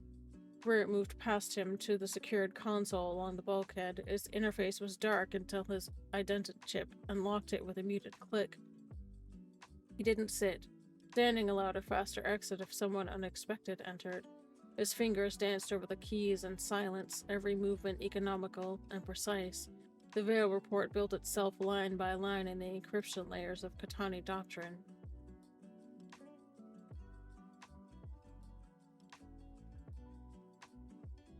To Katani Naval Command, Admiralty Veil Network. From Strike Veil 5, Valkyrie Detachment. Clearance, Veil Priority Omega. Subject, Theta 9 post-engagement status. Theta 9 remains undercover and stable, 2 standard days post-Collier engagement. Physical recovery ongoing, exposure risk minimal but persistent. Potential hostile data leak remains unidentified. Monitoring of internal assets continues. Recommend standing orders remain unchanged. Veil retention critical. Further updates as warranted. There were no names, no units, no timestamp trail beyond what Veil encryption itself demanded. A ghost on the wire, only for Connors and those buried deep enough to understand what Theta 9 meant. The report transmitted in under 3 seconds and then burned itself clean from the console with a silent purge, leaving only a blank screen on the faintest reflection of his own eyes staring back. He stepped back, his helmet shifting under his arm, and caught Vec's gaze across the space. A single shallow nod from Greer. A flick of Vec's wrist, low, close to his thigh, signaled that he'd take second watch, keeping that perimeter tight until dawn. The barest twitch of 2 fingers followed. their shared sign for noise under the floorboards. They both knew what it meant. Halloran and Dance were still moving pieces they couldn't yet name, and couldn't yet stop. Greer's only response was a slow, deliberate exhale through his nose and a brief tilt of his brow. I know. Hold position. There were no words needed. With that, he turned and left the deck, his boots whispering against the deck sole, his posture once again the image of an unremarkable Marine heading for wreck time. Behind him, Vec shifted just enough to watch the operations corridor leading back towards the Marine berthing, a sentry without a post, his eyes tracking shadows no one else yet dared to admit were moving. Veil Doctrine was never just codes and encryption, it was the art of surviving unseen. Tonight, they had kept Theta 9's fire lit and invisible all at once. Tomorrow, they'd do it again.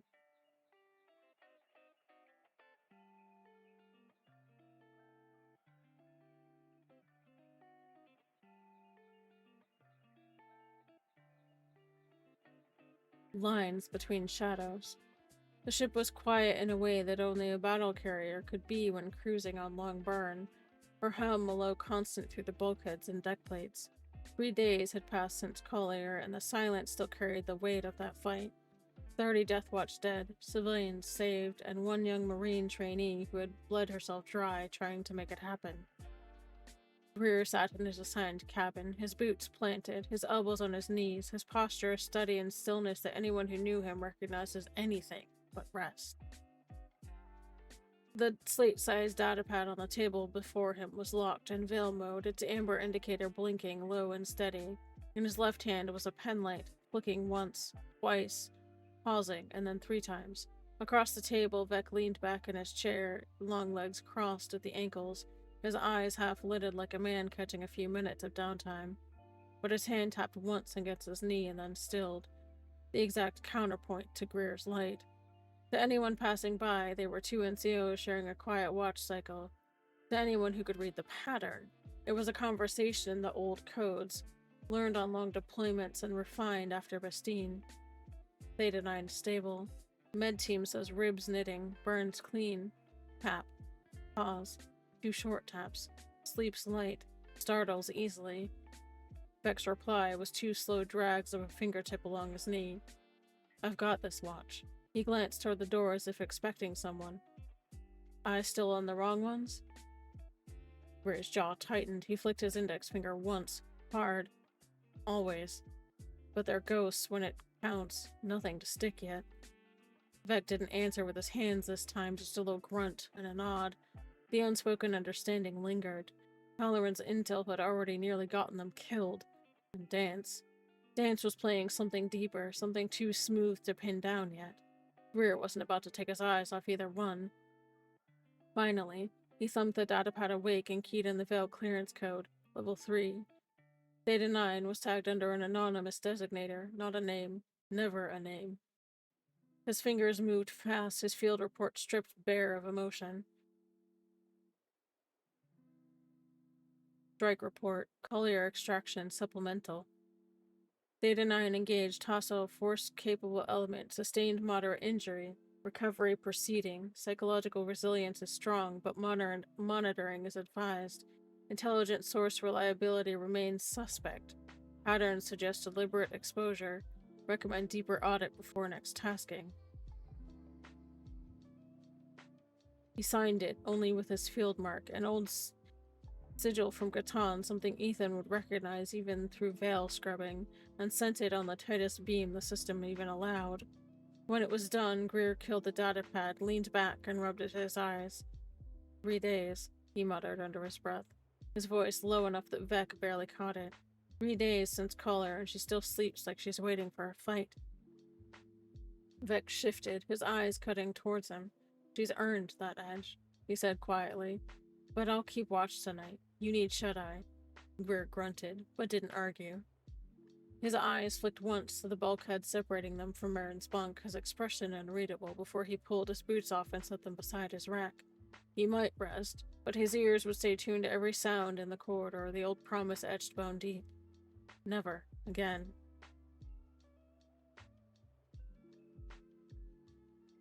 You can burn the records. not the memory. Veil Doctrine, Oral Maxim 12. Logs can be erased, reports can be sealed, but memory does not burn.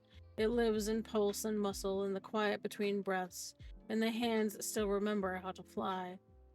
Some truths do not need to be written to remain.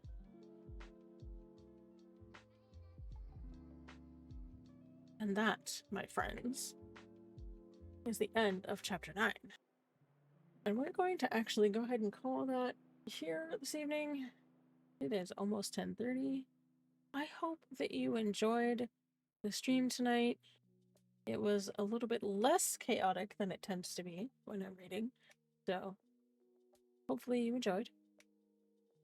And I hope to see you all back at my next stream, which I believe is next Wednesday?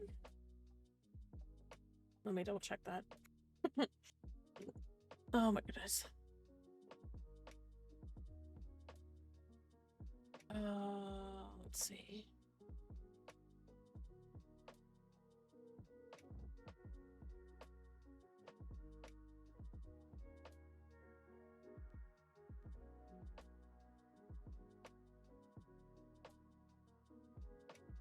Yes. My next stream is next Wednesday, November 26th at 7 p.m. Eastern. And that will be SWTOR Shenanigans.